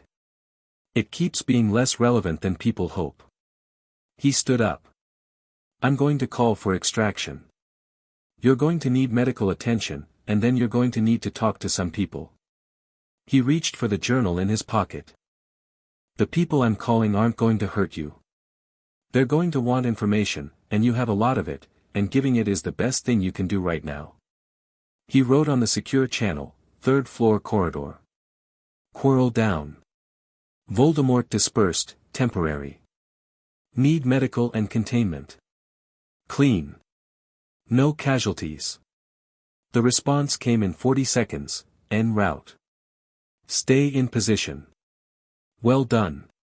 Harry pocketed the journal. He looked at Quirrell on the floor of the corridor, and at the open door to the obstacle sequence, and at the castle around him, the torches burning, the portraits watching from their frames with various expressions of shock and fascination, the ancient stone floor and the deep hum of a building that had been holding secrets for 1,000 years. You're going to be all right, Harry told Quirrell. Not a promise, an assessment. The situation is recoverable. Quirrell looked up at him from the floor with the face of a man who had not expected to be talking to an 11-year-old about the recoverability of his situation at 2:30 a.m. How can you possibly know that? Because I've seen worse situations become recoverable, Harry said. And because the people coming to help you are the best at this that exist. He paused. I know them personally. Fury arrived at 6 a.m., which was as fast as the extraction team could move and secure the scene and confirm the environment was stable, and he walked up the 3rd floor corridor with Phil at his shoulder and the expression he used when he was reviewing an operational outcome that had gone differently from the brief. Harry was sitting on the floor with his back against the wall, waiting, because the extraction team had asked him to stay in position and he'd agreed and there was nothing else useful to do. He stood up when Fury arrived. Fury looked at him. He looked at the corridor, the cracked stone floor, the discharged curse mark on the wall, Quirrell being attended to at the far end by 2 field agents. He looked back at Harry. You contacted me before you engaged, he said. Yes, Harry said. You said you'd consult before acting. Consulting and waiting for a response aren't the same thing when the situation is active, Harry said. I sent my position and situation. That's the maximum viable consultation time the context allowed. Fury looked at him for a moment. The cracked floor. Redirected the ground to interrupt a curse trajectory, Harry said. Effective and proportional, no lasting structural damage to the castle. I checked with the castle this morning. You checked with the castle, Phil said. It communicates, Harry said. If you know how to listen. Phil wrote something in his folder. Fury continued to look at Harry with the expression he used when he was completing a complex internal calculation. Quirrell is going to talk, Fury said. He started before we even got here. Apparently he had a meaningful conversation with someone in the corridor at 2 a.m. that gave him some clarity about his options. Good, Harry said. Voldemort is dispersed. Temporarily, Harry said. He'll reform. It could be months, could be longer, he was already weakened and last night made it significantly worse. But he's not gone. He paused. He's going to come back angrier and better informed about what I am. We need to use the time. Fury nodded. Dumbledore is waiting in his office. I know, Harry said. I sent him a note an hour ago. Fury almost smiled. Of course you did. He picked up his coat from where he'd draped it over a nearby suit of armor. Come on. Dumbledore's office was full of the early morning light and the soft sounds of various silver instruments doing various silver things on various surfaces. Fawkes the Phoenix was on his perch, and looked at Harry with the specific attention of something very old and very wise, and Harry looked back with the same kind of attention. You spoke to him, Dumbledore said, when Harry sat down. Not an accusation. The tone of someone receiving information they'd suspected was coming. Yes, Harry said. What did you say? Harry told him. All of it, the conversation, the reasoning, the moment of contact and what it had felt like, Quirrell's face when he was alone in himself again. Dumbledore listened without interrupting, which was unusual for him. Fury stood by the window. Phil took notes. When Harry finished, Dumbledore was quiet for a long moment. You tried to reach him, he said. Voldemort. I tried to understand him, Harry said. And to let him understand the situation accurately. He paused. He's not going to change. I know that. The Tom Riddle who might have been a different person is 50 years and 12 catastrophic choices behind the current version. But I wanted him to understand what he's facing before the final confrontation. Not as a warning, as a clarity. Why clarity? Fury asked, from the window. Harry thought about how to say it. Because fighting something that doesn't understand you is easier than fighting something that does, he said. And I'm not interested in easy. I want the next confrontation to be real, him at full capability and me at full capability and the outcome being what it's going to be regardless. He paused. I don't want to win because he underestimated me. I want to win because I'm actually better. Dumbledore looked at him for a long moment. That, he said quietly, is either the most terrifying thing I've ever heard from an 11-year-old or the most admirable. Why can't it be both? Harry said. It can, Dumbledore said. It very much can. He stood and moved to the window, beside Fury, and they looked out over the grounds together, the two most powerful individuals Harry knew outside of himself, and the thought was not arrogance, just arithmetic. What do you need from us? Time, Harry said. The dispersal buys us time. I want to spend it learning the things I came here to learn, the magical theory, the history, the specific capabilities that Hogwarts can teach that Shield's training can't. He looked at both of them. I want to learn from both of you. Properly. Not managed, not directed. Actually taught. Fury looked at Dumbledore. Dumbledore looked at Fury. Something passed between them, the specific acknowledgement of two people who had been operating independently toward the same point and had just arrived at it simultaneously. You're going to be insufferable to manage, Fury said. I know, Harry said. You taught me that too. Fury's mouth did the thing, not quite a smile, closer than usual. I'll be back at Christmas, he said. Have something new for me by then. Obviously, Harry said. Fury nodded once. He picked up his coat. He was at the door when he stopped, without turning around, and said in the particular tone he used for things that mattered and would not be repeated, your parents would have been, he stopped. Reconsidered the phrasing. They'd have had something to say about all this. Harry waited. Something good, Fury said. He left. Dumbledore turned back from the window. His eyes were very bright. Tea, he said. Please, Harry said. They sat in the morning light and Dumbledore poured tea and Fawkes made a sound like a silver bell and the castle hummed around them, old and certain. Dumbledore looked at Harry over his cup with the expression of a man who had spent 70 years preparing for a war and had just discovered that the person the war depended on had spent the last 5 years preparing for it in a way he'd never anticipated and which was, on balance, considerably more effective than the alternative. I want to start on occlumency, Harry said. This week, if possible. I had thought perhaps, Voldemort can access minds, Harry said. I had a partial connection to him last night during the contact. I need to close that.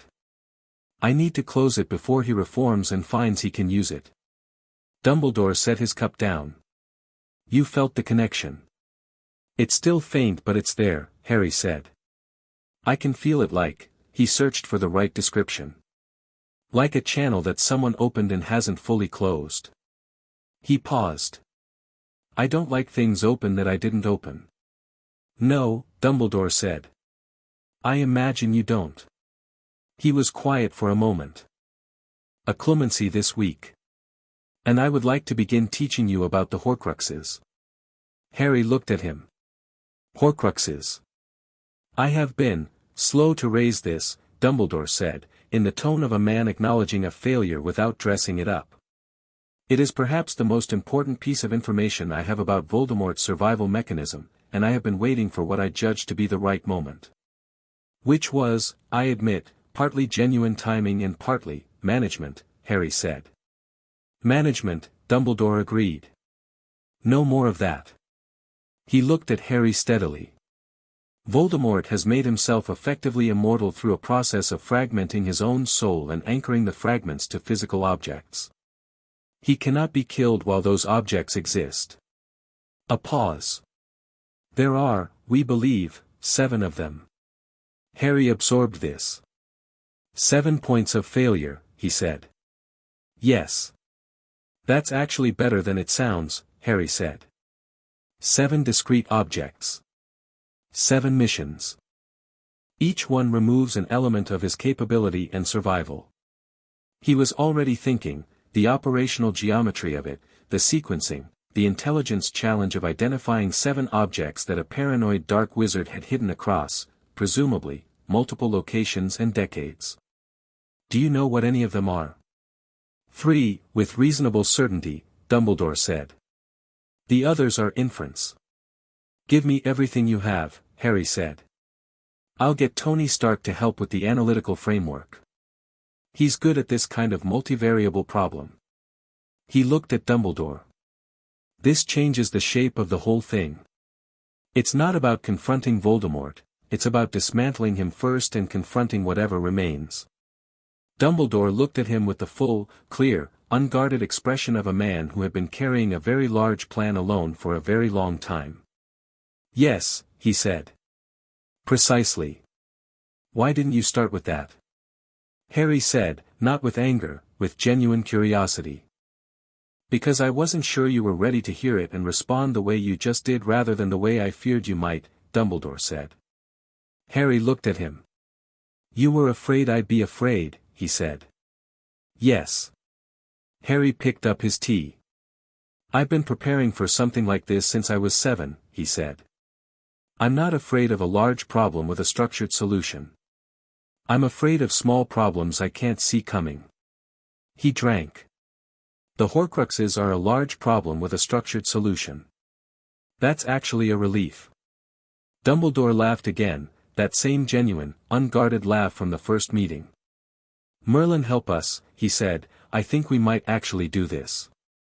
We're going to do this, Harry said. There's no version where we don't.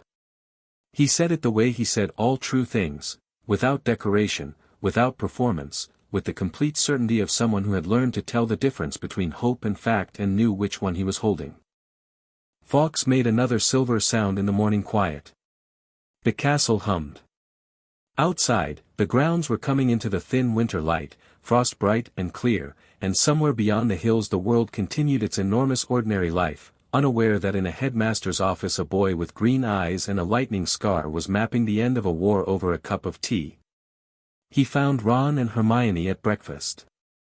They were already there when he arrived, and Ron had saved him a seat with the easy, unthinking generosity that was just who Ron was, and Hermione looked up from her essay and said, "Where were you last night?" with the directness of someone who had noticed the absence and had spent the morning deciding whether to ask. Harry sat down. He filled his plate. He looked at both of them, Ron with his open face and his genuine instincts, Hermione with her extraordinary mind and her need to understand everything, and made a decision. "There's something I need to tell you both," he said. "Quite a lot of something, actually." "Is it dangerous?" Ron said. "Parts of it." "Are we involved?" Hermione said. "Not yet. But I think you should be, if you want to be." He looked at them steadily. "I want you to understand what you're agreeing to before you say yes. It's not simple and it's not safe, and I can't promise it stays at Hogwarts." Ron and Hermione exchanged a look. It was the look of two people who had been circling a decision and had just agreed on the answer. "Tell us," Hermione said. "All of it," Ron said. Harry looked at them. At the great hall around them, the noise and warmth and the extraordinary ceiling and the life of the school moving through it like a current. He thought about the team in the debrief room, and the roof with Clint, and Phil with his folder, and Natasha's hand on his face. Found family didn't announce itself. It just happened, and then one day you looked around and it was there. "All right," he said. He took a breath. It starts with a cupboard under some stairs. But it doesn't stay there. He talked. They listened. Outside the great hall windows, winter light moved across the grounds of Hogwarts, steady and cold and clear, and inside, something was beginning that had been building for 11 years, not a prophecy, not a plan, not a strategy conceived by powerful men in rooms without him. Something of his own.